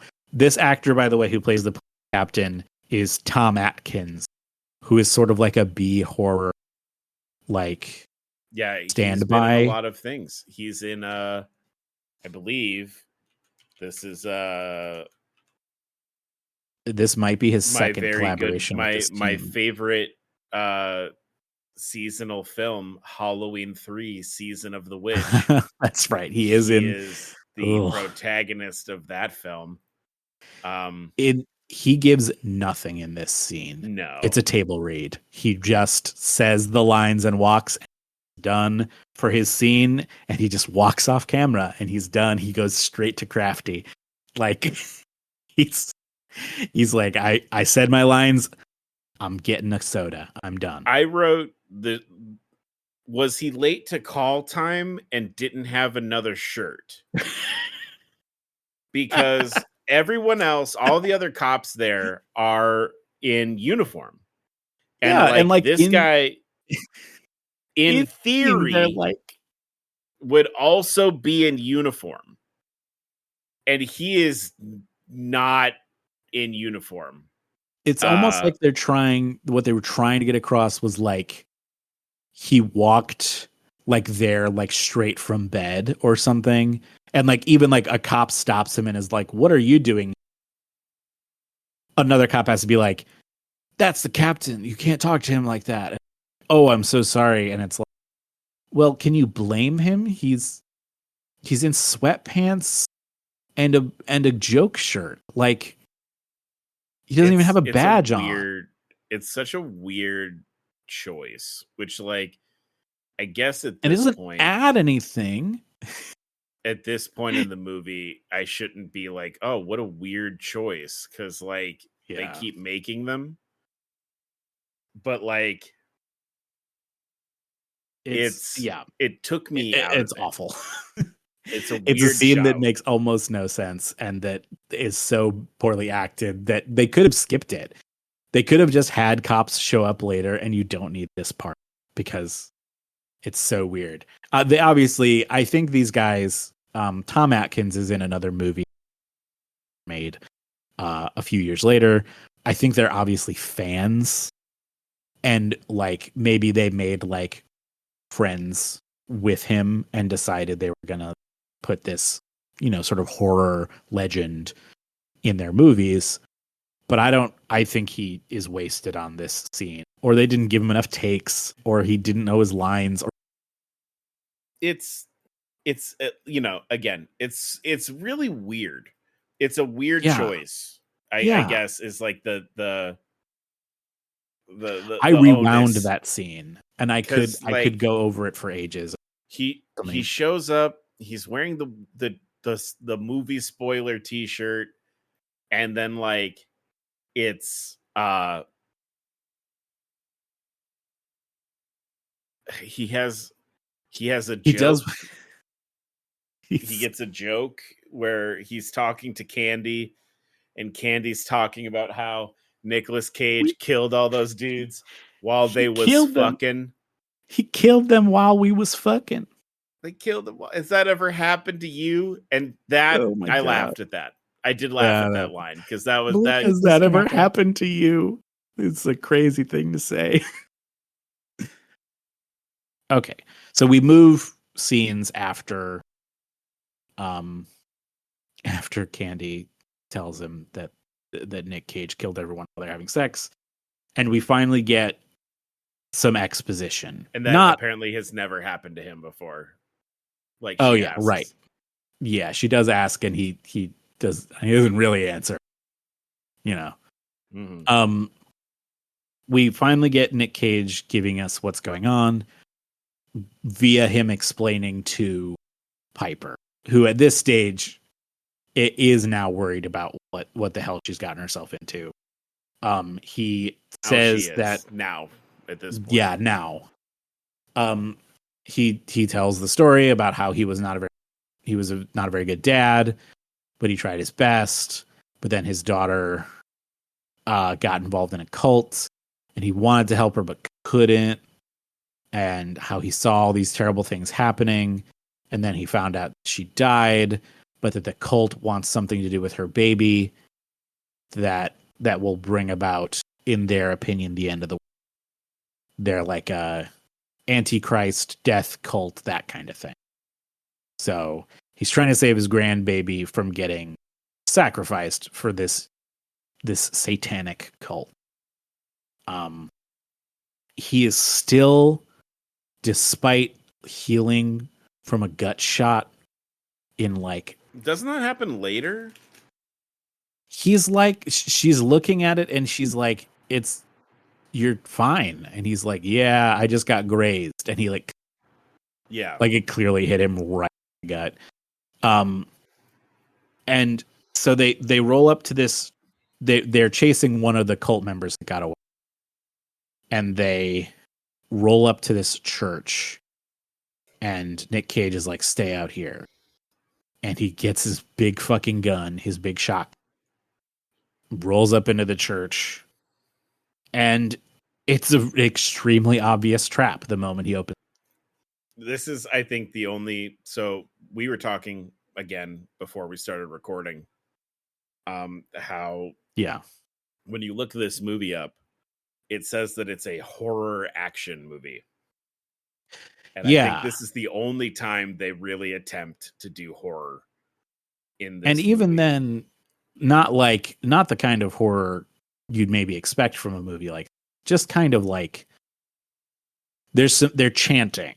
All the people in the church are singing hymns, sort of off kilter. It's a little creepy, but not even in like a haunting way. They're just sort of like, you could easily have mistaken for like, oh, you just walked into a church where everyone's fine.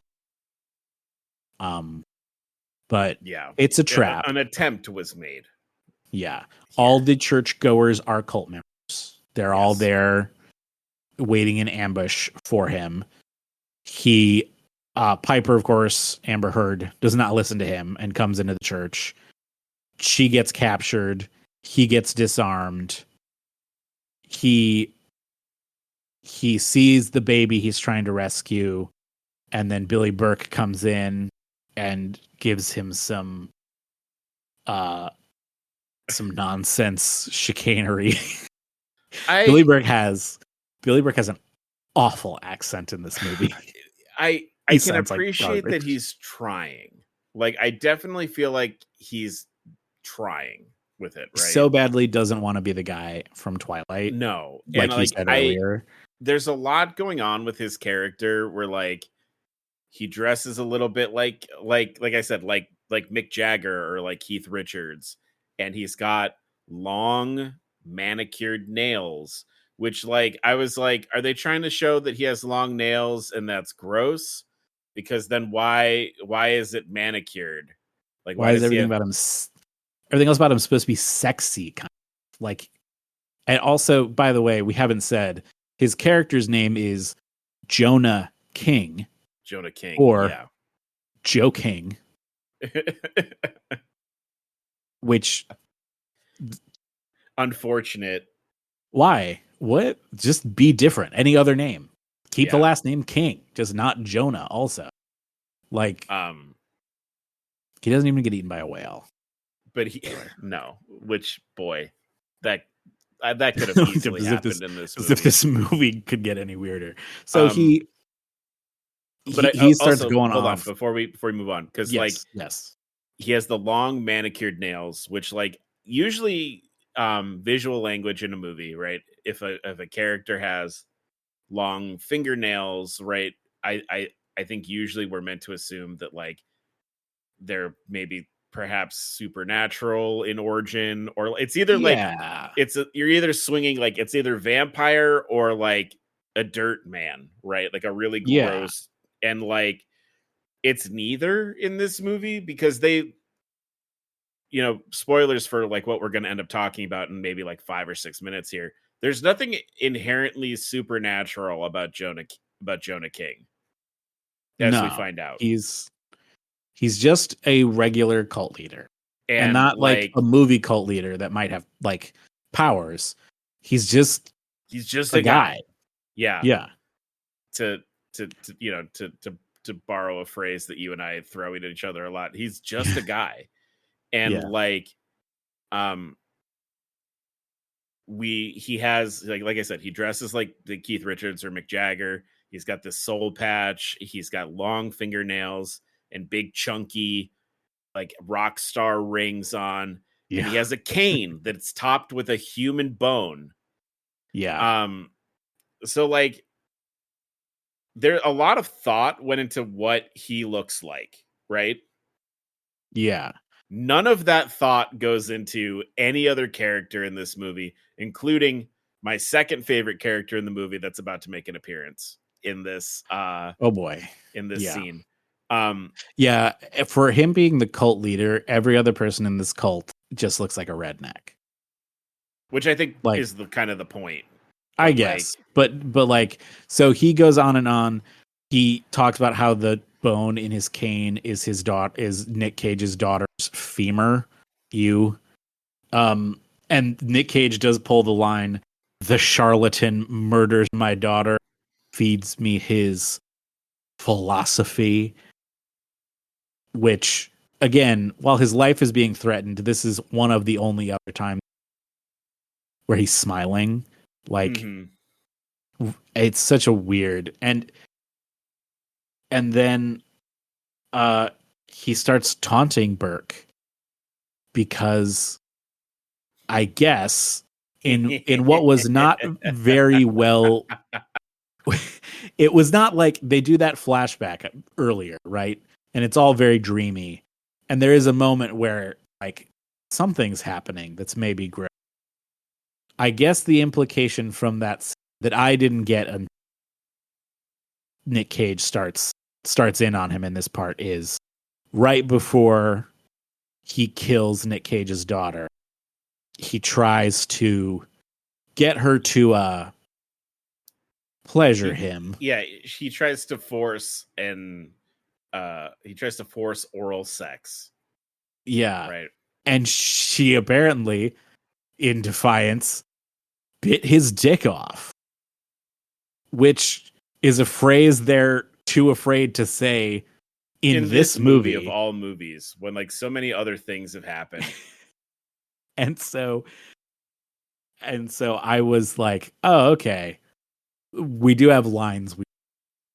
That's the one. That's the thing. We are going to show the violent murder of the woman who did this, but we're not going to even say the word bite your penis off. Yeah. Yeah. Billy Burke does say, "I just wrote this and while I eat my morning grapefruit." Yes. What? I don't remember. He said something gross in it was something like it was gross. He said something awful about. So once again, Amber Heard gets. Amber Heard. It's Amber Heard adjacent. Like she. Yeah, he's saying something gross about her being willful. Yuck. So Nick Cage then is like surrounded. All these people have Amber Heard. He doesn't have a gun, and he gets shot in the face with a huge gun, with a shotgun, and falls to the ground. Amber Heard screams, "Milton!" which is not. It doesn't have. It just does not have the effect. No. And then she gets dragged away, and the whole time Billy Burke is like threatening weird shit he's gonna do. He packs her up in his family Winnebago with a cult family. Yeah. And then we cut back to Nick Cage lying on the ground, and he gets up. Yes. So yes, so I have a fun he is fact unkillable. about this scene. Oh, One of the things that enticed Nicolas Cage to this script was he is in a movie previous to this. I believe it's called it's Season of the Witch, I think. Yes, Season of the Witch. It's like a witch hunter movie. Yeah. Apparently in that movie, his character was supposed to suffer a very like serious like head face wound. eye injury. Oh. Yes. And they because they wanted to like save the rating on the movie, they took it out, and he was very disappointed that they took that scene out. And he saw that this movie is not worried about. But he saw in this movie that the character that they intended him to play, or the character he was interested in playing, gets basically that same injury, and they were going to keep it in the movie. He was on board with it. Of course. So yeah, he gets up and he starts killing all the cult people that got left behind, including the worst hair and makeup job I've seen in a long time. So, dear listener, they're in the church, they're having a fight sequence, and a man comes running around the corner with the first time I saw it, I yelled out loud to my wife, "It's B. Arthur." Imagine, if you wearing, will, like a Golden Girls gray. It looks kind of like, and I asked you to do this when we talked after we watched it, Cody. It reminded me of recently with his coming retirement from professional wrestling. There's been a lot of John Cena like media being released by WWE and stuff. One of those things was they re-released a music video that he made called Bad Bad Man. That's sort of like an A-Team parody, where I don't remember the name of the character in the A-Team. Liam Neeson, I think, played him. He's the one with the cigar. The one with the cigar. But he's wearing a wig in that music video that's like a bad gray wig. Oh yeah. And this wig is about 100 times worse than the wig. Imagine a wig for a man if the way you applied it onto that man's head was that it was hovering 3 inches above his scalp. It looks like, when I say it looks like a B. Arthur wig, it looks like her hair in the Golden Girls, but they put it on this man who I think I've seen be like a thug or a heavy in other movies before. Like, I'm fairly certain this is what he does. He plays big dudes who get beat up in movies, and he comes running out with this wig on, and my wife and I are completely floored / stunned by what this looks like. If you're in your head thinking there's no way it's bad as they're saying, or how can I imagine, the first Google image search result for drive angry bad wig, even before showing you Nicolas Cage's also very, very bad hair in the movie, is this man with his shirt all the way open and this big puffy. I was also just Googled drive angry wig guy. It looks awful. And it is one of those moments where it's like there's a scene where stuff is, you're supposed to kind of be a part of the movie at this stage. And I was like, no, wig guy. I'm really focused on wig guy right now, actually. You should, when you inevitably post on social media for this episode, you should just put a picture of this wig guy. It's to let people know this episode's about to come out. Yeah. Wig guy incoming. The actor's name is Kenneth Wayne Bradley. And I believe he's credited as man in wig Man So in wig, maybe it yeah. was supposed to be a bad wig. But like, to what end? There's not like a beat. There's not There's a no funny joke. moment. They don't take the Nick wig Cage off of doesn't. him. Yeah, if you're gonna do a bad wig and make it like be a funny action sequence, rip the wig off. It's Yeah, so I don't know weird. It looks why awful. he does that. Like, right? Why didn't so later? The fight scene in the church happens, and it's kind of whatever. It's just another gunfight. Yeah, They're all like Nick Cage freaked does. out because Nick Cage Nick got Cage back does. up. Nick Cage walks out and just pops his Oakleys over his big, gory, inside-out eyeball. I can't Because believe I guess he's credited as man with wig. That's okay. So we cut back to the trailer after Yes. Nick Cage walks out of the church, and Piper decides she doesn't want to be kidnapped anymore, so she's gonna fight. But obviously, and this is a moment where I really truly did not like. After all this other stuff, all the other things to dislike the writer and director about in this movie, this is the scene where I was like, they literally can't jump out of their own at all. So Piper decides she's going to get into like a fight.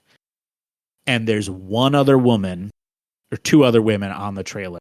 One of them is protecting the baby, and the other one is this like business suit woman. Lady. The business lady she is her in my name in the notes credits. as business lady. That I think is her name in the credits as well. So man with wig and business lady are okay. Anyway. Yeah. Yeah. So okay. she immediately like is gonna fight like Burke, but then this woman steps in to start fighting her instead. And immediately I was like, there are 7 or 8 cult members in this trailer. They're mostly men, and they just watch her beat the shit out of this female cult member. Fight. Just, yeah, like, and it's like, it is totally the thing of like, you know, in the first Guardians movie where instead of being able to go fight Ronan, that Gamora winds up having to fight Nebula because it has to be a fight between two women, or else like the optics are bad because it's a man beating the shit out of a woman, yeah. And like I was like, so the 2 fights she gets in this movie, well, 3, she kills some police officers, she gets beat up by her fiance, and she has to be in the B plot fight where she just fights a woman henchman instead of actually she gets some good shots in on Jonah King eventually, but during that moment, it's and like the wild thing about this business lady. So there's a big fight where Piper is fighting people on the Winnebago, and people are getting like thrown out of it and stuff. And yeah, she flings the businesswoman out of like the back window of the Winnebago. Yes. And Nick Cage is like catching up. He gets back into the starts trying to chase them. Oh, this scene, fucking. So yeah, can I just say she throws this woman out of the back window. Woman does like a roll, like she rolls free of the vehicle. She assumes like an on one knee cop stance, which made me and Katie go, "Oh, is she a cop? Like, is that the idea? Is that she's a cop and like is like a cop in the cult? Like, is she like a detective? Is that why she has like a suit on?" None of those questions are answered because she immediately gets RoboCopped. She gets exploded by Nicolas Cage. She gets exploded. I wrote, and out she goes, and then the very next note is, and she's gone. Like she gets Nick Cage, no thoughts immediately. She sees someone not facing him and is like, "That's a splatter kill. I'm getting my badge in Halo for that. Yeah, I'm going." I want the announcer to go splatter. Yeah. Oh man. Can I just say, I know we've sort of glanced at this, and like as a white cis hetero man, maybe not my place to say this. They treat women are just there are props in this movie, like garbage in this. Like they're This treated awfully, and like if they're not sex objects, they're props. And if they're not props, they're things for Nicolas Cage to hit with his car. And if it's like really rough, they have no the dialogue. This is the most disturbing part of this movie. What is the moving plot of this movie? Why is Nick Cage out? To save his granddaughter, right? She doesn't get a name, and neither does his daughter. That it's just Milton's daughter. In the credits, even if you don't say the name in the credits, you can be like, yeah, we came up with a name for her and like put it there. But no, the two main like plot characters that are the reason he escapes from hell don't get names just because they're women. It's nuts. Yeah. And then this woman gets exploded. And then another woman's a big sex prop for a gun scene. And another woman gets choked at a diner. It's crazy. Kissed choked. Oh, God. So there's a big car chase scene. They do some more dumb things with explosions. Nick Cage shoots the underside of one of the cultist cars, and it just explodes for no reason. And then he's like caught up with the Winnebago, and Amber Heard piles out of the back window to get into the muscle, and Billy Burke pops out of the back. This is an acting choice that Billy Burke made for Jonah King, and that is that Jonah King doesn't know how to hold a gun or shoot a gun. Doesn't know how to hold or fire a gun. So if you're interested, there's a technical term. It's called fanning the hammer. So if like you're the Old West, like the cowboy thing, if you were it's high noon, if you were going to shoot a 6-shooter gun and you wanted to shoot it very fast but not very accurate, you would do this thing that Billy Burke does called fanning the hammer, where you just put your hand on the top of like the part you click back with your thumb, and you just sort of rapidly wave it back and forth. It essentially means you can spray 6 bullets in like, but you're not going to hit anything. But you have to really, you can't aim. You're not really aiming. No. There's actually there's a couple of gun related things to this. So I'm not like a gun guy, but I know a little. And truly, we can't get too deep into too many of them because so much more happens in this movie. But like, there's a lot of gun shit. That first he leans out the window and he takes a shot, which he's got a revolver. He shoots 8 times. Revolvers usually have 6 chambers.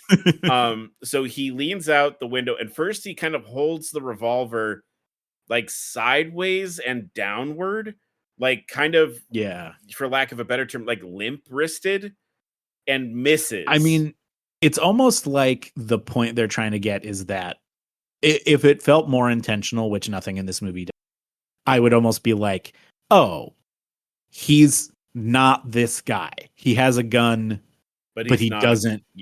He's not a shooter. He doesn't know how to use it. He just has it in case someone's right next to him, he can protect himself. But it doesn't feel intentional because of how scary he's supposed to seem. You would think he'd be proficient at anything in this. He doesn't appear to be, other than getting people to like him and be in his cult.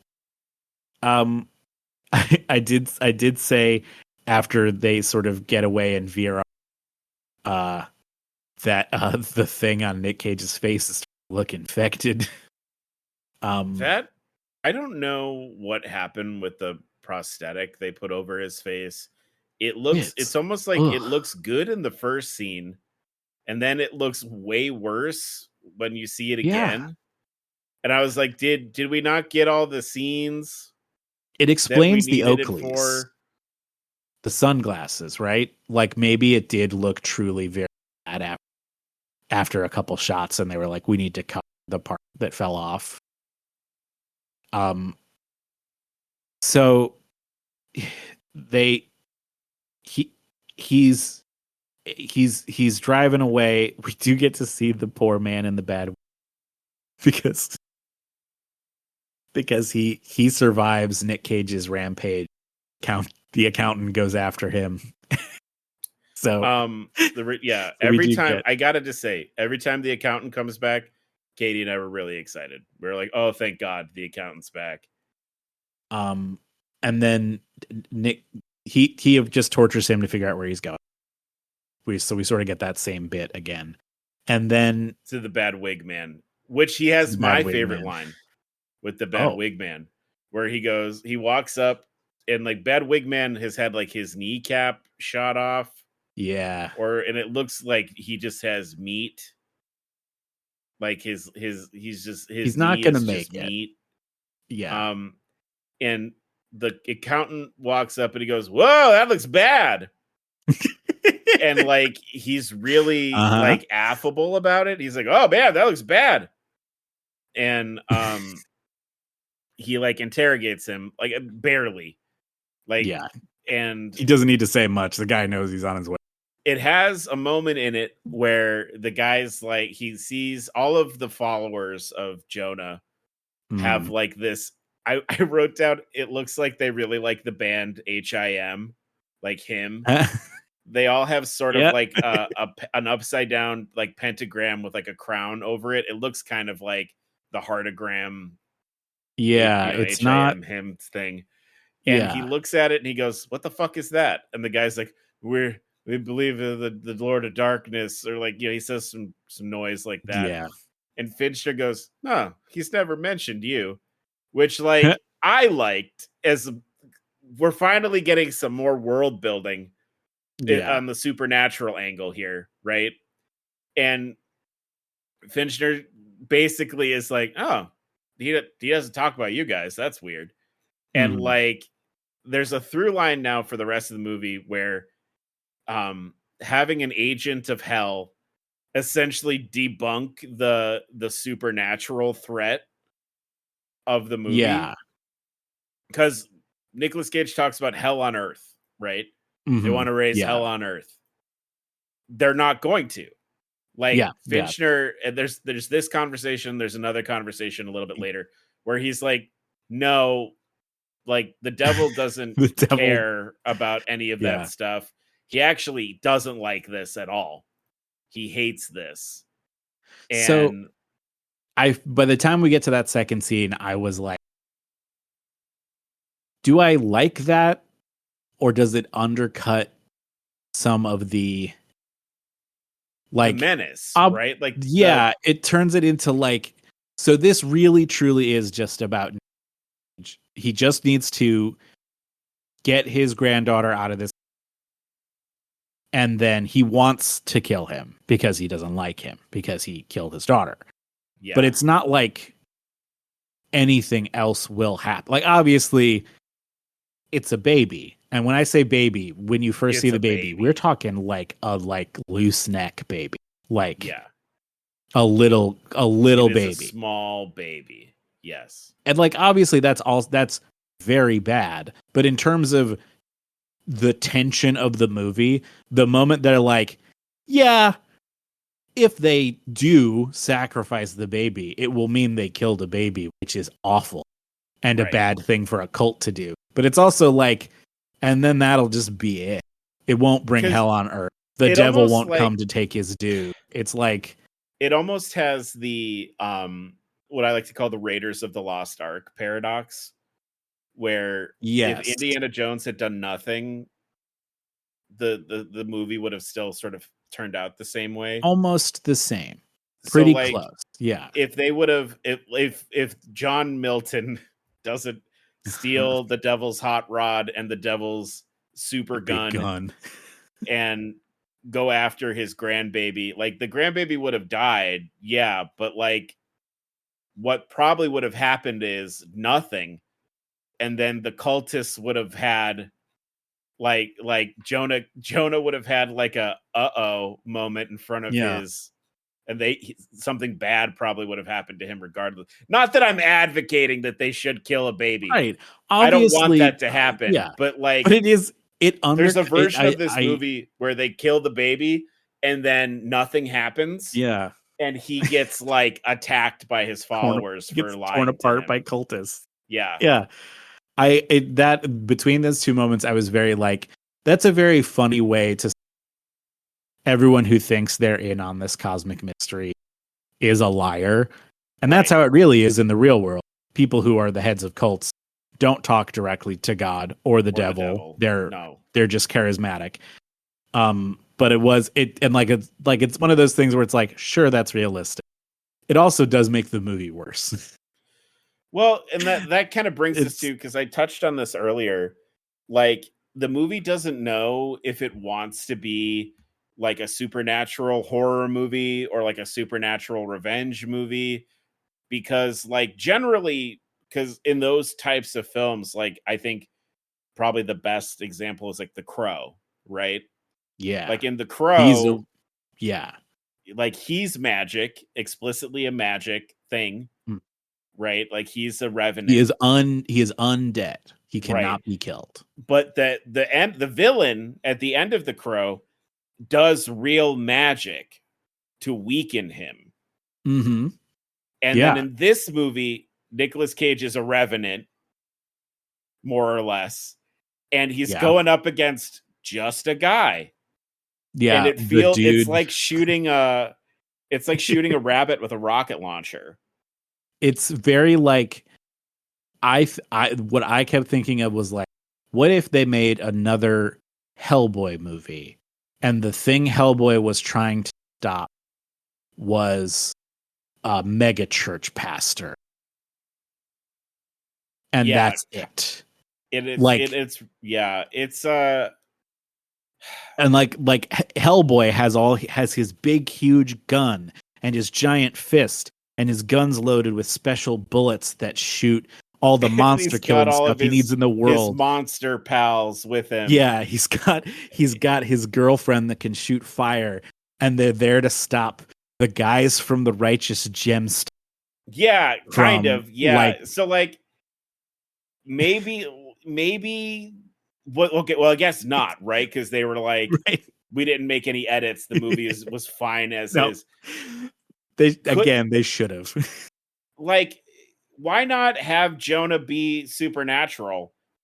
Because otherwise, again, it's like shooting a rabbit with a rocket launcher. You don't need an unkillable like zombie man from hell with his super gun, because it just adds more weird shit the to super the plot. gun, I think they say explicitly that like that's for the accountant. Right. Yeah, it's to give him time. So to get up to the part of the movie which is later. Yeah, we've jumped ahead quite a bit. Yeah, because a really great scene happens that we've skipped in the sort of where they're escaping the cult.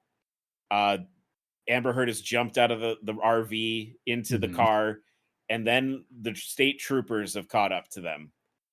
And oh my god. Tom Adkins. No, we're not quite there. We're not there yet.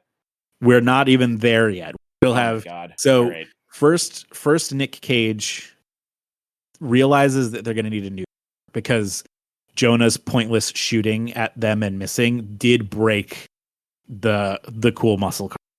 I guess you could argue maybe he was aiming for the engine and not. Sure. That's stupid. So he does that, and he says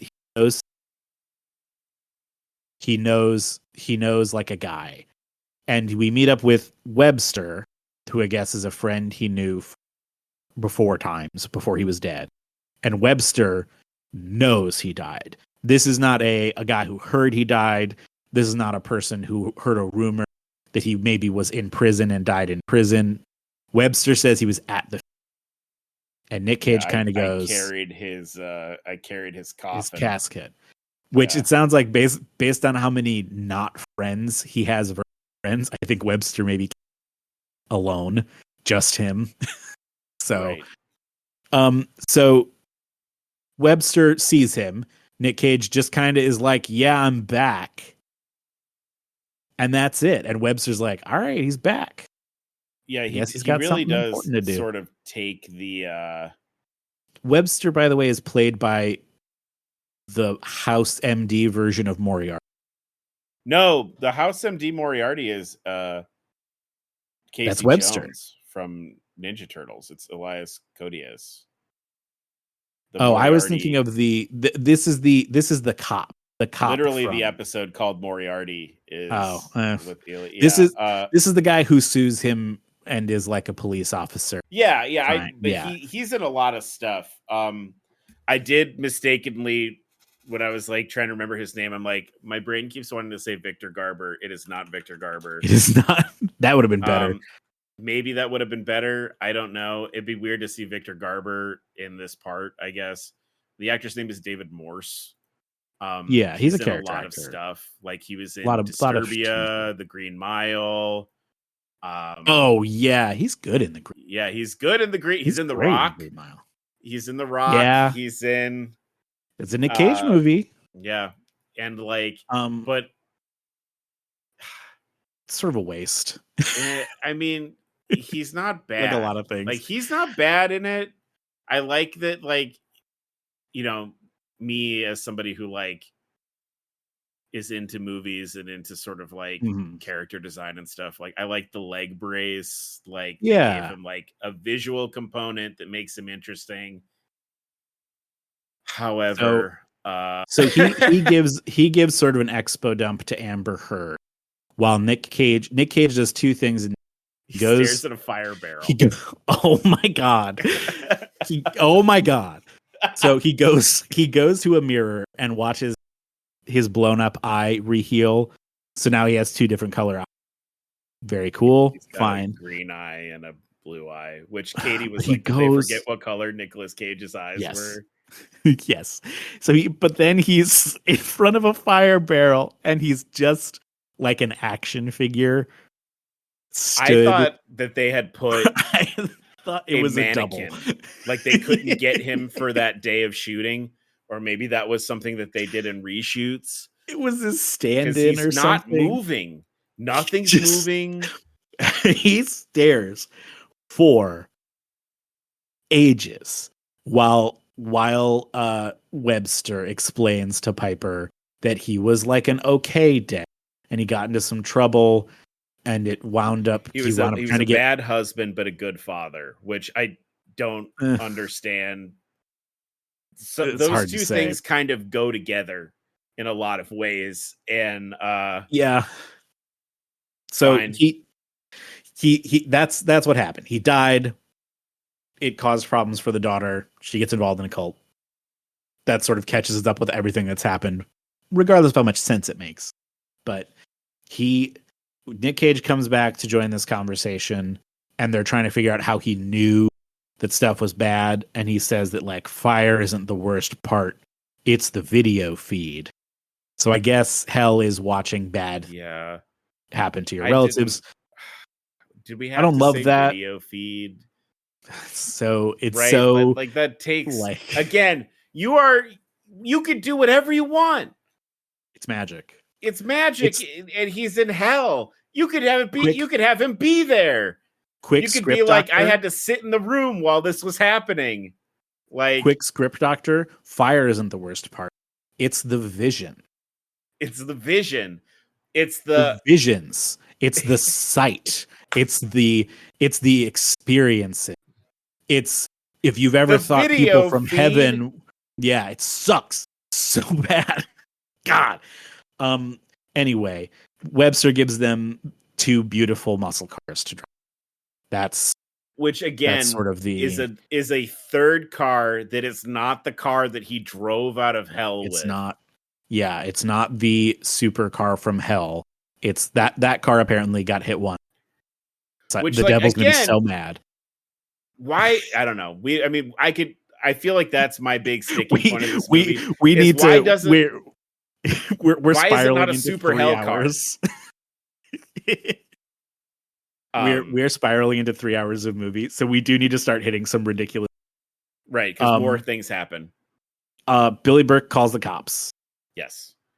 And then we cut back, which is to, also weird because he says, "I know where you can find the guy that killed those cops."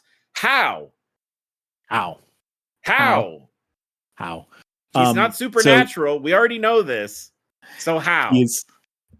They're coming back from they're about to leave, and Nick Cage wants Piper to stay behind, or wants Piper to come with him rather, and wants Webster to stay behind. And Webster's all mad, and he's like, "Why do you want this little girl to come with you instead of me?" Thing. Yeah. Well, and he whispers something in Webster's ear, which we don't get to hear, and it's a special tool that will come up later. So it's a stupid tool that will come up later. It's so, and it's another thing that's going to drive you nuts, but we'll get to that. So they're driving off.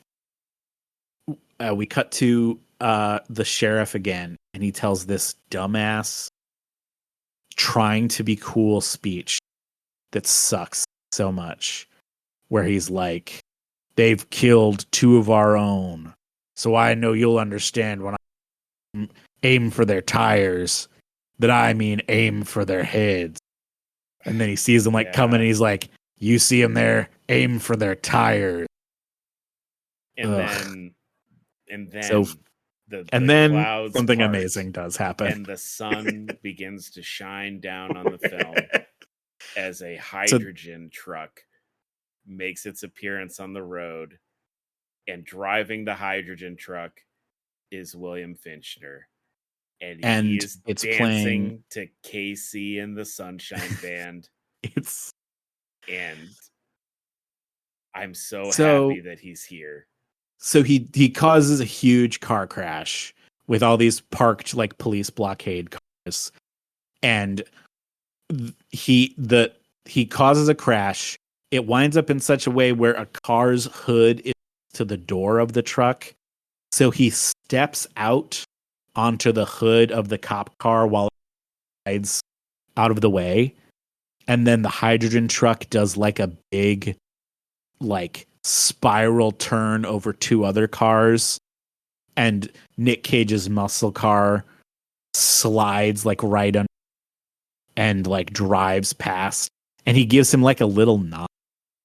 I guess he could have stopped him right there, right? And he just kind of lets him go.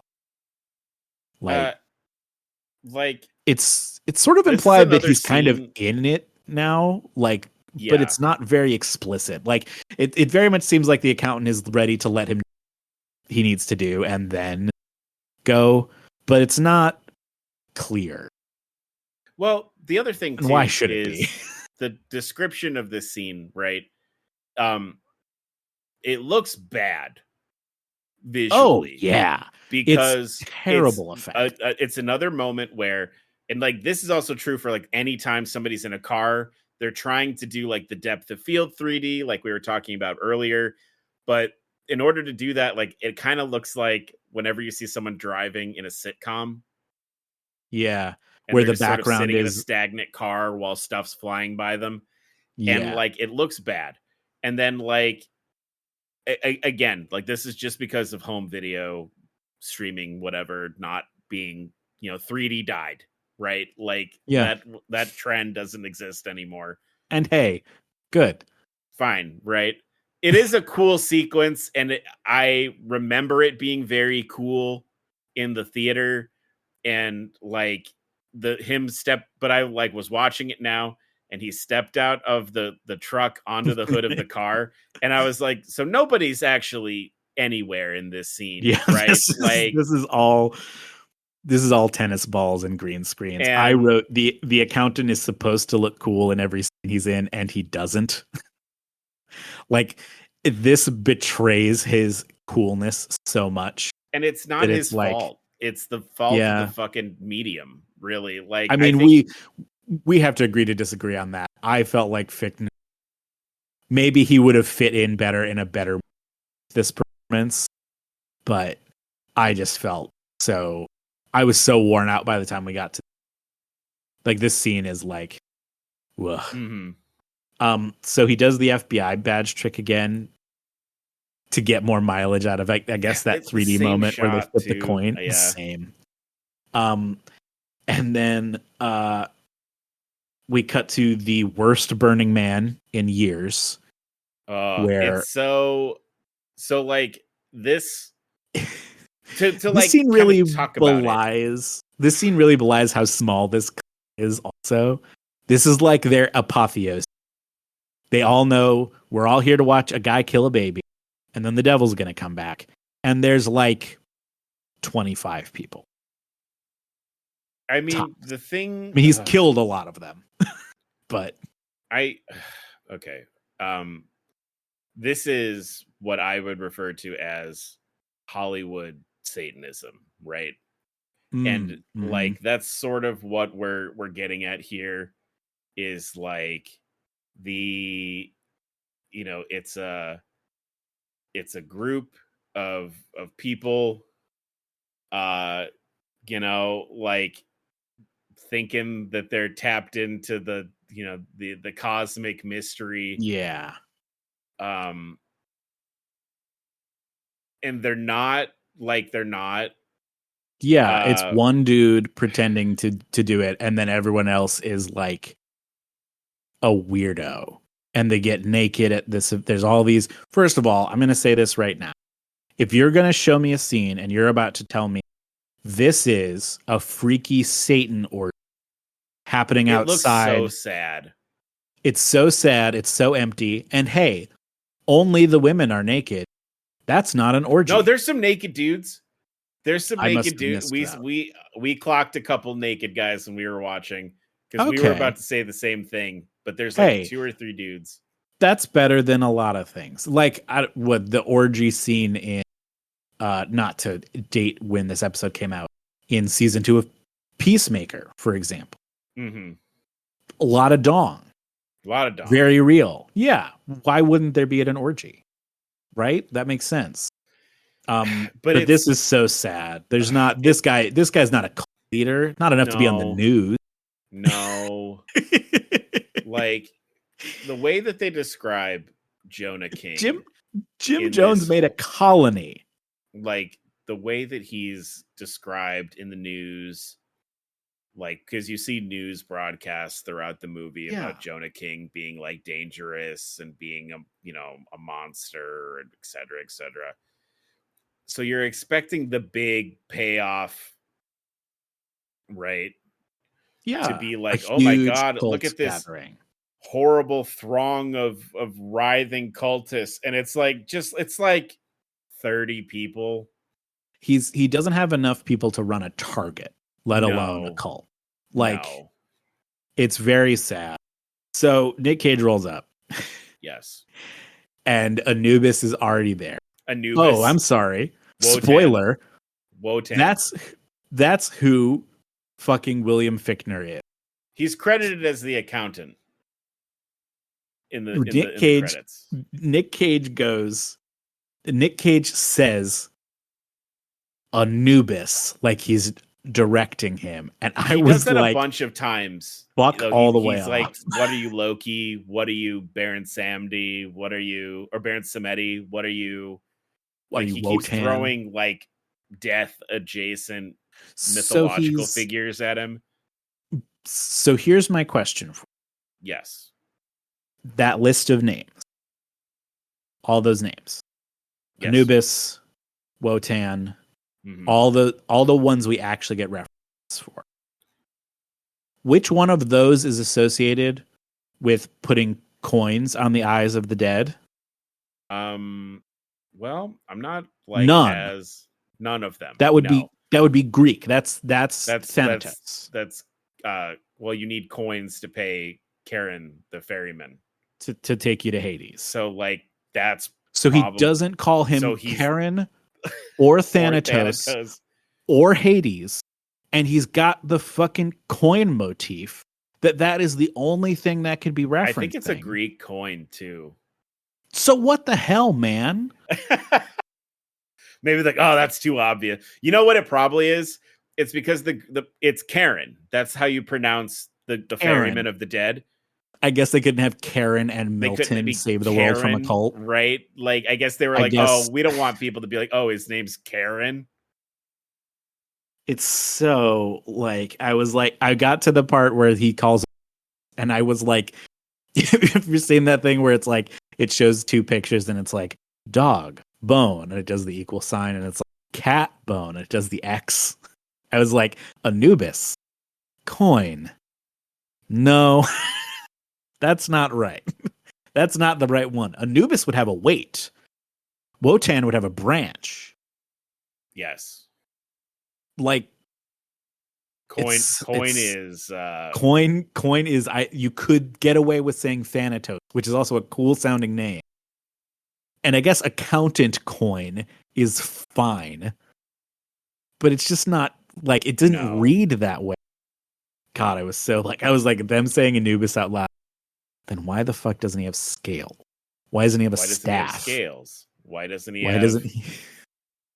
I mean, it's Get your hell shit right. Because we've done this, I think, throughout this episode, is a lot of choices were made for this movie that are not, I guess, not good choices, right? Like I said at the top of the episode, right? Like, I think on paper, this is a good movie concept. It has good bones. It is a killer elevator pitch. It is the best elevator pitch. But there's just repeatedly we've seen that like they didn't know what to do with the structure. We're doubling over ourselves, and we're about to also double the time. So let's keep going. Let's kick into gear. So shift into gear because we're about to drive very angry. He sure fucking is. So his way that, first of all, I did write King's accent sucks, just to point out again that Billy Burke is kind of he's trying though. He really is trying. So Anubis, the accountant, whatever, is like I'll like help a little, but not that much. And like he gets cornered by two of the Hicks and does his big coin trick to start killing people. All the while, Nick Cage ramps the muscle car into the like abandoned that all this is taking place in. Into the sad orgy, and just immediately start shooting out of the windows, crashing into people, and the car's on fire. So every time the car touches somebody, some lights on fire. This is the moment where I was like, so this is Ghost Rider. This is also, so very much. They ramp up that like he's gonna have to fight all of these guys, and then you see the cult, and it's like a bunch of out of shape, like, and it's not that hard either. He just drives around and keeps hitting people with the car, and he hits them again, and he hits another person. Gonna say is like the problem is it's not a cool or dynamic fight scene at all. He just sort of does donuts in the courtyard that they're all posted up in, and like shooting out the window, doing donuts.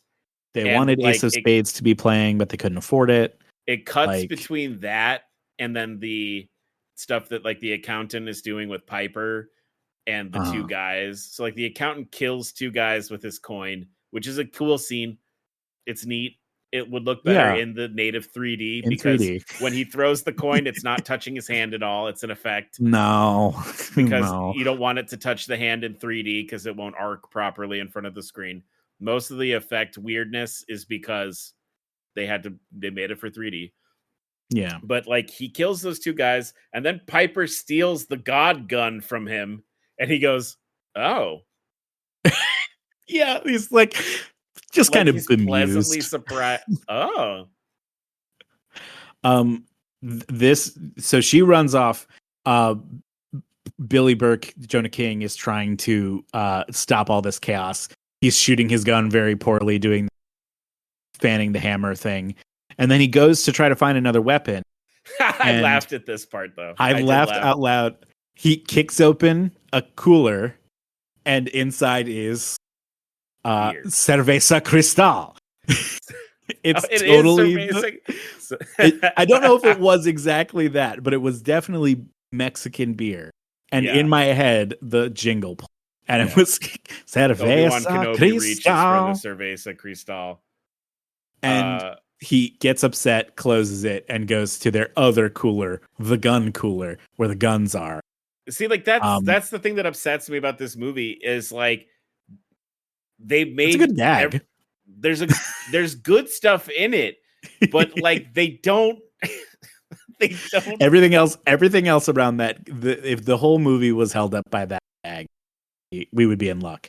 So he sets up like a bomb trap and to shoot Nicolas Cage. I think he have a grenade, like a launcher or like rocket or something, because he winds up I was kind of checked out. Yeah, if I'm 100% honest, I was just waiting for William Finchner to come back on the screen because I was like, this fight sucks. He's like nothing is happening and this fight sucks. And like so he shoots, he gets launched in the air in his car, and it's like launching upwards, and you can see the moon, and he's going toward the moon, and his eyes are in the side mirror. Moon. The moon is the closest it's ever been to Earth.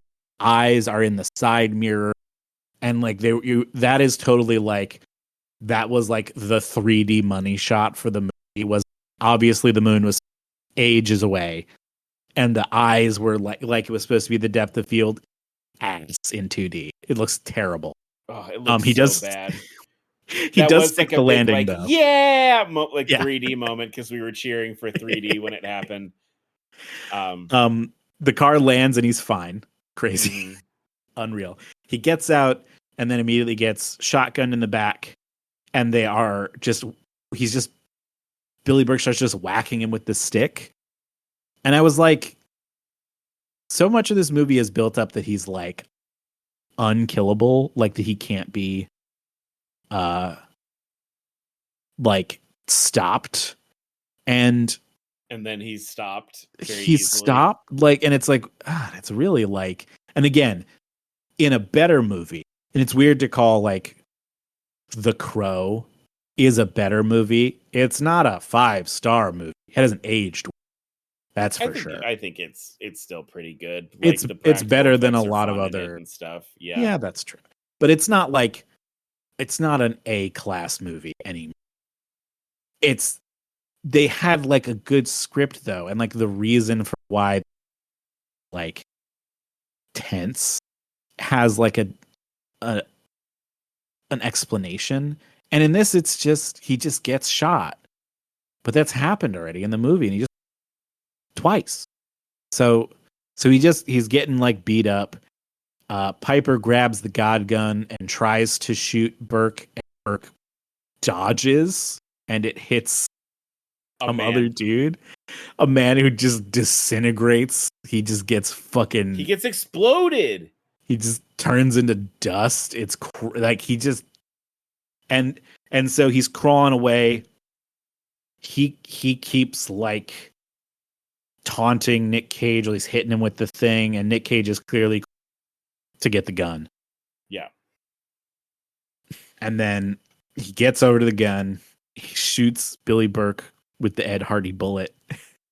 And for a guy who's just a guy, and they explain a little earlier in the movie, getting shot with that, just dead. You don't go to hell. You don't go to heaven. You're gone. Cease to be. Yeah. You cease to be. You are completely disappeared from all realm. And so he shoots him with that. This is the most overpowered death scene for a regular dude. Okay. Yeah. Okay. He gets like an upward shot, and it does the big Sailor Moon, super bullet bullshit. He gets launched into fucking space. He's like 100 feet in the air. He's posed in like a crucifix position. His skin melts. He turns inverted color, and he gets blasted into a portal in the sky. to, I guess, the place where no one exists anymore, to like the nega hell or super hell. So this is just to touch back on, he's a regular guy, right? Yeah. So when the other guy gets shot, he just explodes. Yeah. Like there's a big explosion in the he gets shot backwards into the Winnebago and he explodes. Why, if Billy Burke is just a guy who is not like a dark messiah or whatever the fuck, if he's just man, why the hell do all that? Why did that happen? Other than like, oh, we want to show that our nasty villain get his comeuppance. He could have just exploded. Yeah. It's one of those things where it's like, you'd like to think that moment feels good, right? You reach a point in a third act of a movie where you've seen a character and like they've racked up all this like karmic credit, where if their death is that big, feels like you want to cheer, like it's a big deal that they're gone. That's what action movies like this give you. You know, you have a big bang. They're there to be killed. Yeah, it's the guy in True Lies who gets shot from a jet shot from the missile. Yeah, missile, exactly. Yeah. This is so like, I would have preferred that like he missed the God bullet and Amber Heard saved him again and shot him with the regular gun. Because he's just a man. That's the point. Here's an idea, right? Looping back to my I think my big nitpick of this movie. If he had a magical Satan car, what if he misses the God bullet and magical Satan car rescues him? Yeah. Yeah. Like, or like it hits Billy Burke. Yeah. And it's because then he kills him with the car. I don't know. I mean, maybe I'm just hung up on the fact that there should have been a magical car in this movie. Would this movie have been better instead of writing Amber Heard's character to be with nothing to do, to be a sexy lamp, and instead his sidekick was the car? Would that have been better? What about what if he steals the car and there's like a demon that was in charge of upkeep on the car, like played by Tom Waits, Mad Max, like War Boy? Yeah, and it could be Tom Waits, sure. And I know how to keep you happy. So like Tom Waits is in the car with him, and like he's like, "Oh, you shouldn't have broken out of hell," and like they have banter back and forth. But he fixes up the car when it needs to be fixed, and he is also afraid of the accountant because he knows that he'll be in trouble for the car getting stolen. Yeah. Hey, that's a better movie already. It took a minute to come up with that. So he's graveyard dead. That guy's gone. Nick Cage doesn't exist anymore. Nick Cage slumps up on a stump and he says, "I'm finished now." Piper is like all upset that he's dying, which I don't understand. Again, why? I don't. Yeah, what does she like about him? He punched her ex once.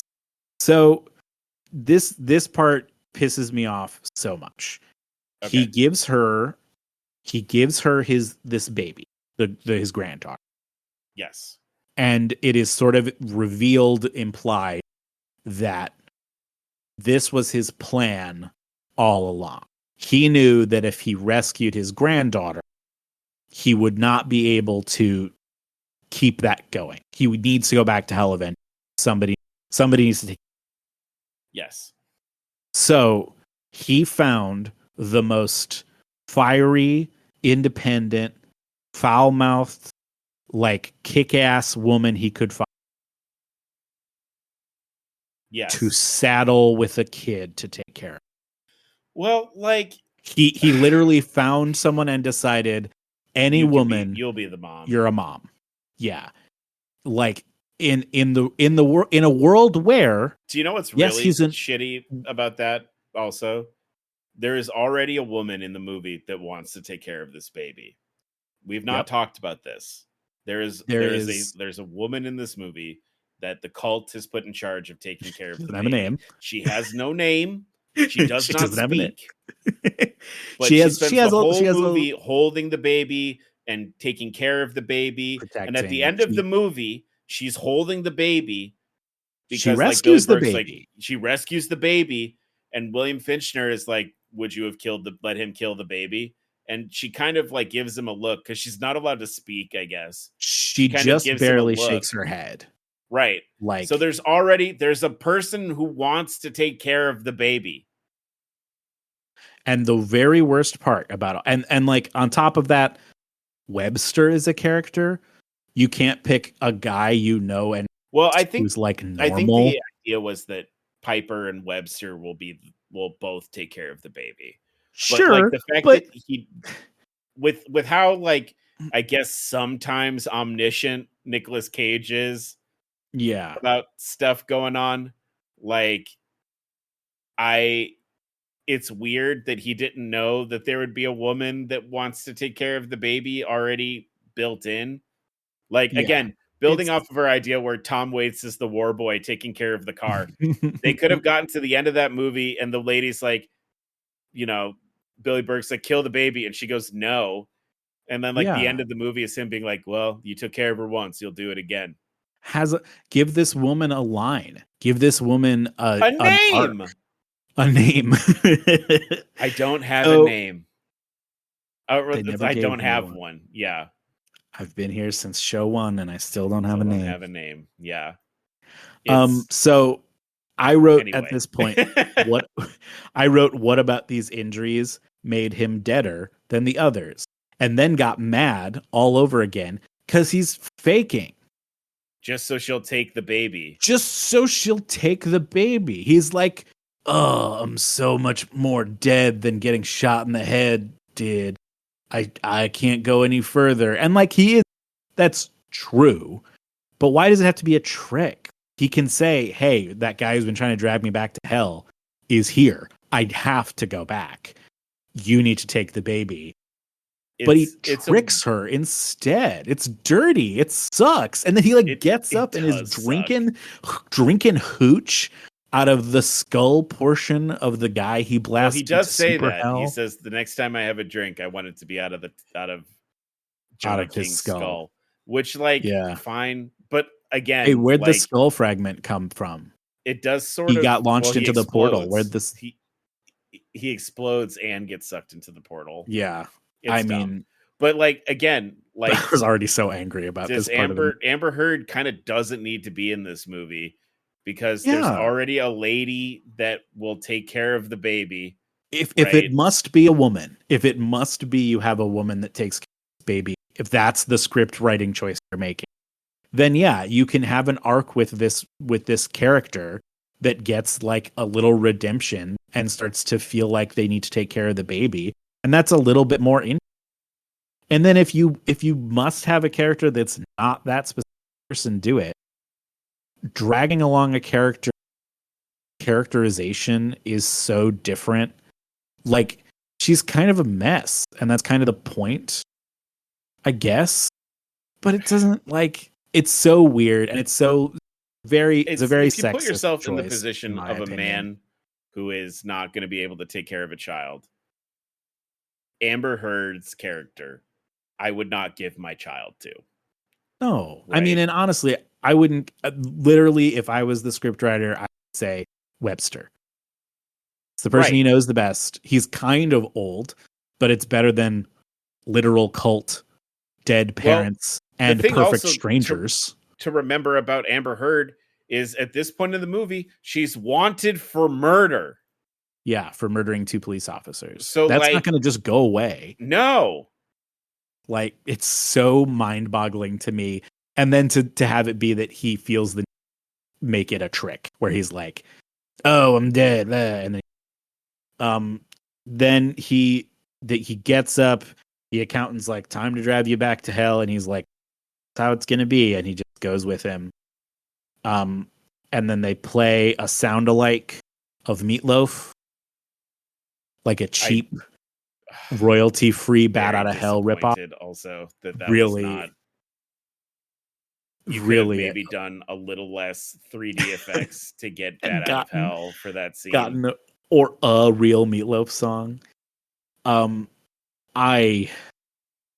I was like, this movie is all the worst part of Ghost Rider, Spawn, and The Crow.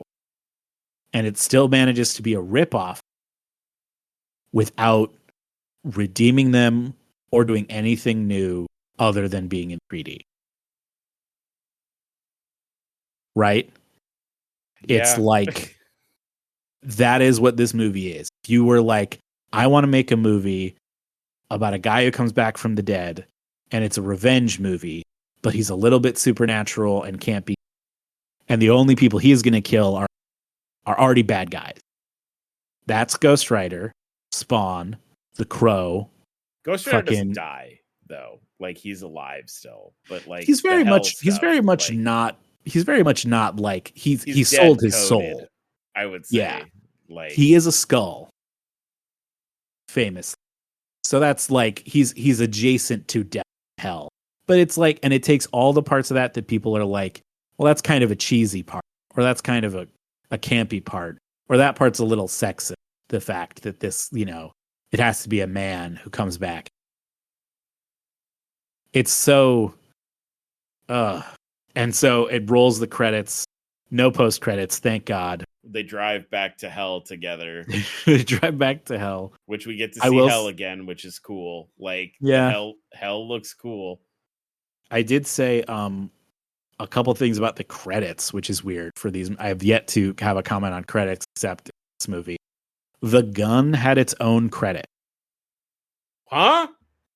The gun had a gun created by. It was like, they called it something like the gun, but it was gun created by. And shout out to him. It's a big prop. It's an important prop. It looks kind of cool, but it's a little edgelordy. It's Gary J. Tunnicliffe created the gun, but it had its own, like, in the same section where it was like, and the assistant to Mr. Cage, it was gun created by. So, I mean, and he was like a costume. He was like a costumer for the movie too. So he drew a bunch of shit and drew this cool. Maybe they were like, he was like, you can use my gun design, but you have to credit me in the movie for it. I have to be very specially credited. And then half the crew and some of the actors, in addition to their real names, had biker nicknames. Okay, so I was thinking about that because they sort of imply that Webster and Milton, which, by the way, the fact that our two male, like, bad dudes are badass dudes are Webster and Milton. And their third friend, Encyclopedia Brown. Which I also realized Webster is Daniel Webster. Like the devil is Daniel Webster. Also stupid. But they're like, well,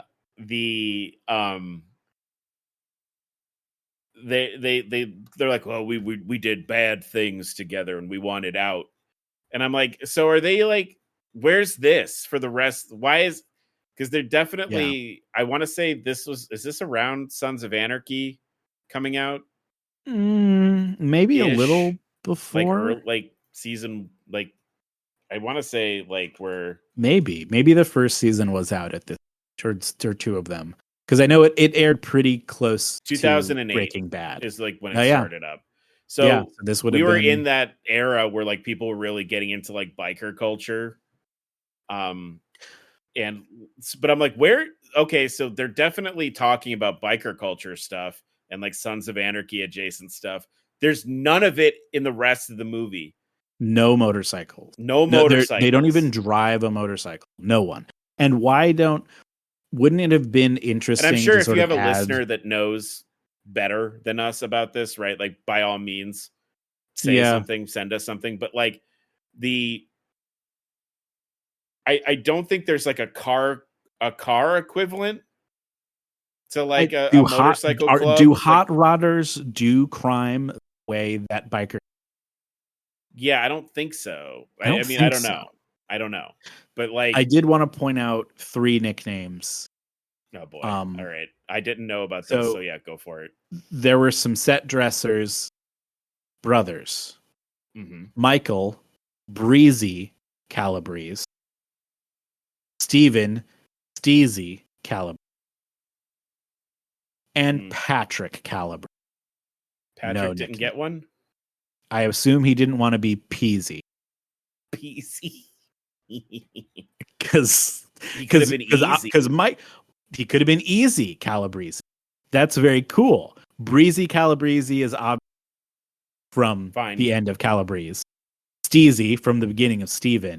And I guess everything else was in his mind. And Patrick was like, or Patrick got to the set the day they were doing all this nickname shit. And he was like, I do not care.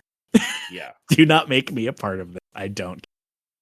And I got to the soundtrack, just a soundtrack full of butt. Yeah. That was the whole thing. There's some good mic drops in it, right? Like, I think Raise a Little Hell, good mic drop. The Raise a Little Hell and Peaches were like, I was like, is this movie, they were the first two. I was like, is this movie going to have good music in it? Like, it's going to be kind of rad. And then all the rest of it was like rip-off song. I have a fun music fact for you. Drive Angry, the actual title track, the music track called Drive Angry, was performed by Weston Cage, which, if you can believe it, is Weston Cage, child of Nicolas Cage's son. Yes. That doesn't. This movie has, I know someone who can be in this movie. So that's yeah, he was he's appeared in a lot of his dad's movies. Usually he's credited as Weston Coppola or Weston Cage Coppola. Yeah. Well, if you call him Coppola, it makes it seem less like there's nepotism. Yes. Because that won't get anyone alarm bells going. The name Coppola in a movie. Yeah. Weston Cage performed Drive Angry. I imagine it was in the credits, because I don't remember anybody yelling Drive Angry. Like I don't think there was a song. I didn't hear it. I didn't. Yeah. So my final thoughts on the movie itself. My Letterboxd review was that this movie is, and it made me stupider. Yes. That is, I think, I'm like, for sometimes you and I are not on the about movies, especially in the action genre. This really blows, and I think we both think that. My feelings about this movie are that it has a lot of potential energy and no kinetic energy. It sucks all the potential out of and turns it into weird white trash garbage. And like in some ways, because like I know we talked about this before we started recording, but like this movie was originally intended to be a Western or feel like a Western. And like maybe their idea was like, what if it like Western but trailer trash, right? Which again is something like on paper, if you can like make that, like if you can execute that well, right?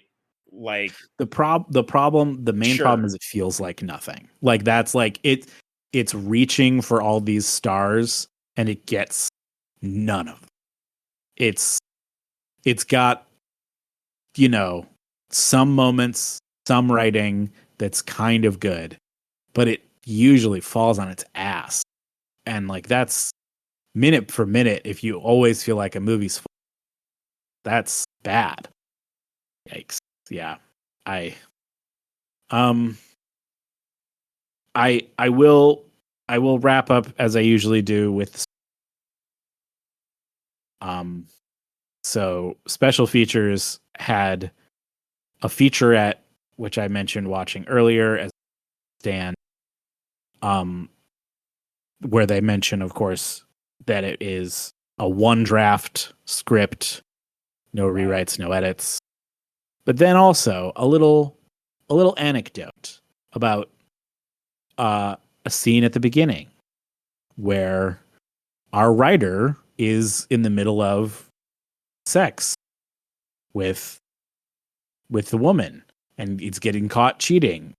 So he apparently on set during shooting that scene was caught off guard by Amber Heard jokingly telling him that he should drop the blanket he had wrapped around him during a take so that his dick would come. And because he's a reprobate, did that on a movie set. And so he was caught dick out during one of the. And in the featurette, the writer is sort of like giggling about it. And he's like, I know there's going to be deleted. Is my dick going to be on the DVD? And yeah. I had to check. Yeah. So is his I looked at the DVD? No. The deleted scenes suck. Good. Both deleted scenes are like 30 seconds where it's very clear that they didn't cut fuck all out of the movie. There were no parts of this movie they thought weren't worthy of being in it, even the ones that weren't. So, yeah. And then there was a stupid supercut of all the time that Nick Cage kills or hurts someone with a scoreboard. So if you wanted to watch that's kind of fun. That's a fun. If you wanted to watch the whole movie again, but yeah, if you want to watch the whole movie again, but skip all the talking and it's just the parts where he's killing people, which did include like losing points for missing gunshots and like special names for when he does special kills fight. Huh. All right. This movie makes me feel gross. I mean, it's definitely to me, it's kind of a product of its time. Yeah, a little bit about that, and then it also feels a little bit like it kind of feels like a movie that like a 12-year-old would write. Like yeah. I said, the elevator pitch, right, on paper is a neat concept, but like everything else is sort of like, and then he does this, and then this happens, and this happens next, and he knows where they're going, but also he knows where they're going, and the girl sits there, and then this, like, it's very like, and she's pretty, and she's got jean shorts on. So I will ask you one last thing then. Yeah. What's up? Follow up to our previous survey. Just the one statement this time, since we got your answers before. Mm-hmm. In light of this Nick Cage movie, on a scale of 1 to 7, do you want to see more Nick Cage movies? The thing is, I know there are better ones than this, right? Like, they exist. This movie is not indicative of the whole, right? Sure. Like, any actor on a long enough timeline, there are movies that are, not great, right? Like, even celebrated great, maybe universally lauded actors. Maybe not this low a dip, but like, I would watch. It's not discouraging me from watching Nicolas Cage movies. Really, if anything, it's discouraging me from watching anything else that this writer-director team has made. Like, fortunately, that to me is this is their only Nick Cage team up, so we will not be seeing them again. That's good. So give me a number 1 through 7. How much Nick Cage movies again? I'd like 5 or 6, I think. Like, but I also like, again, I think a lot of this movie comes down to like, it's not a good script. It's got good bones, but it's not executed well. They wasted a lot of money on 3D, I think. They wasted a lot of time and money with the 3D stuff, which was at the time, that was a good gimmick and that was a good way to get people into movie theaters. Yeah, right? we're only 2 years outside of Avatar. Right. The So first like one. this was so still like yeah. But people God, were still did it into suffer. this idea. Yeah. I thought it sucked big ass. That's my final word I'm on not this saying movie. this is a good movie. I'm just saying that on paper, you could make a good movie with this idea. Maybe. So I guess I will ask, is there an episode or a movie that you'd like to, because this was your big swing of the Family Man. Because I was really interested in seeing how you felt about it after you would watch it. Because I knew this was, look, I've seen this before. I knew. I knew that it was gonna be it's a reminder. It's a reminder that the downswing of this schedule descends faster than the upswing rises. Mm-hmm. So a lot of our upswing movies are going to get like marginally or nominally better than The Family Man. These movies, between the three that this leads up to, Astro Boy, Dog Eat Dog, and this movie, has been like the slide you see at water parks where they just take the floor out and you fall. Mm-hmm. That's what it's felt like. Like Astro Boy was like, all right, I got to the slide. I know something's about to. It's not bad. And these last two movies have been like, I'm dying. I'm dying. So, not very deep in either to feel that way. Just troubling. What would you return for, if anything? I feel like, as you know, it would be interesting to sort of counterpoint this movie with a similar movie that you've already mentioned, like I think Ghost Rider would be an interesting sort of thing to compare and contrast this movie to, because well, one, you and I, like, we've talked about this a little bit, like, you and I are, you know, comic book people, you know, we enjoy comics, we read a lot of comics. Ghost Rider is a pre-MCU Marvel movie, which are, you could probably do a podcast in and of itself of all of the Marvel movies before the MCU and like looking at, because like there's a lot of weird stuff. A shorter podcast. Yeah, but I think if you don't have somebody in mind already, I maybe the first Ghost Rider. I know the second one is you don't want to watch that with me? Lower on the I mean, Idris Elba's in that one, so I guess we could. I'll come back for Ghost Rider. Maybe not both of them, but I'll come back for Ghost Rider. Let's see how we feel after the first Ghost Rider, and maybe I won't make you do that. Maybe we don't have to put that all on your plate. This is my proverbial cross to bear, as it were. This is my big devil gun to be to carry around, in other words. So, well, that I think will be that. Kyle, do you have anything that you want to plug for yourself, or any recommendations? I'm still streaming. I stream on Twitch. I'm twitch.tv/archlicharchive. I play a lot of video games at varying skill levels. And if you're interested in the dulcet sounds of my voice, that would be a good place to find more of my content. Very good. Cool. Well, I hope everyone does do that and follows you so that you can enjoy Kyle in other places. And I hope everyone does the same here. I hope that you follow me on Instagram or TikTok or YouTube, all under the extension Caged Men Pod.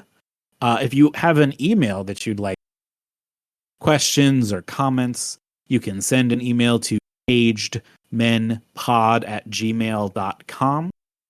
And as always, we will be back in a couple weeks with a new episode. We will be on the ups. So that's the good news. And hopefully a big upswing as we head our way through the rest of this cast. I will leave us at that.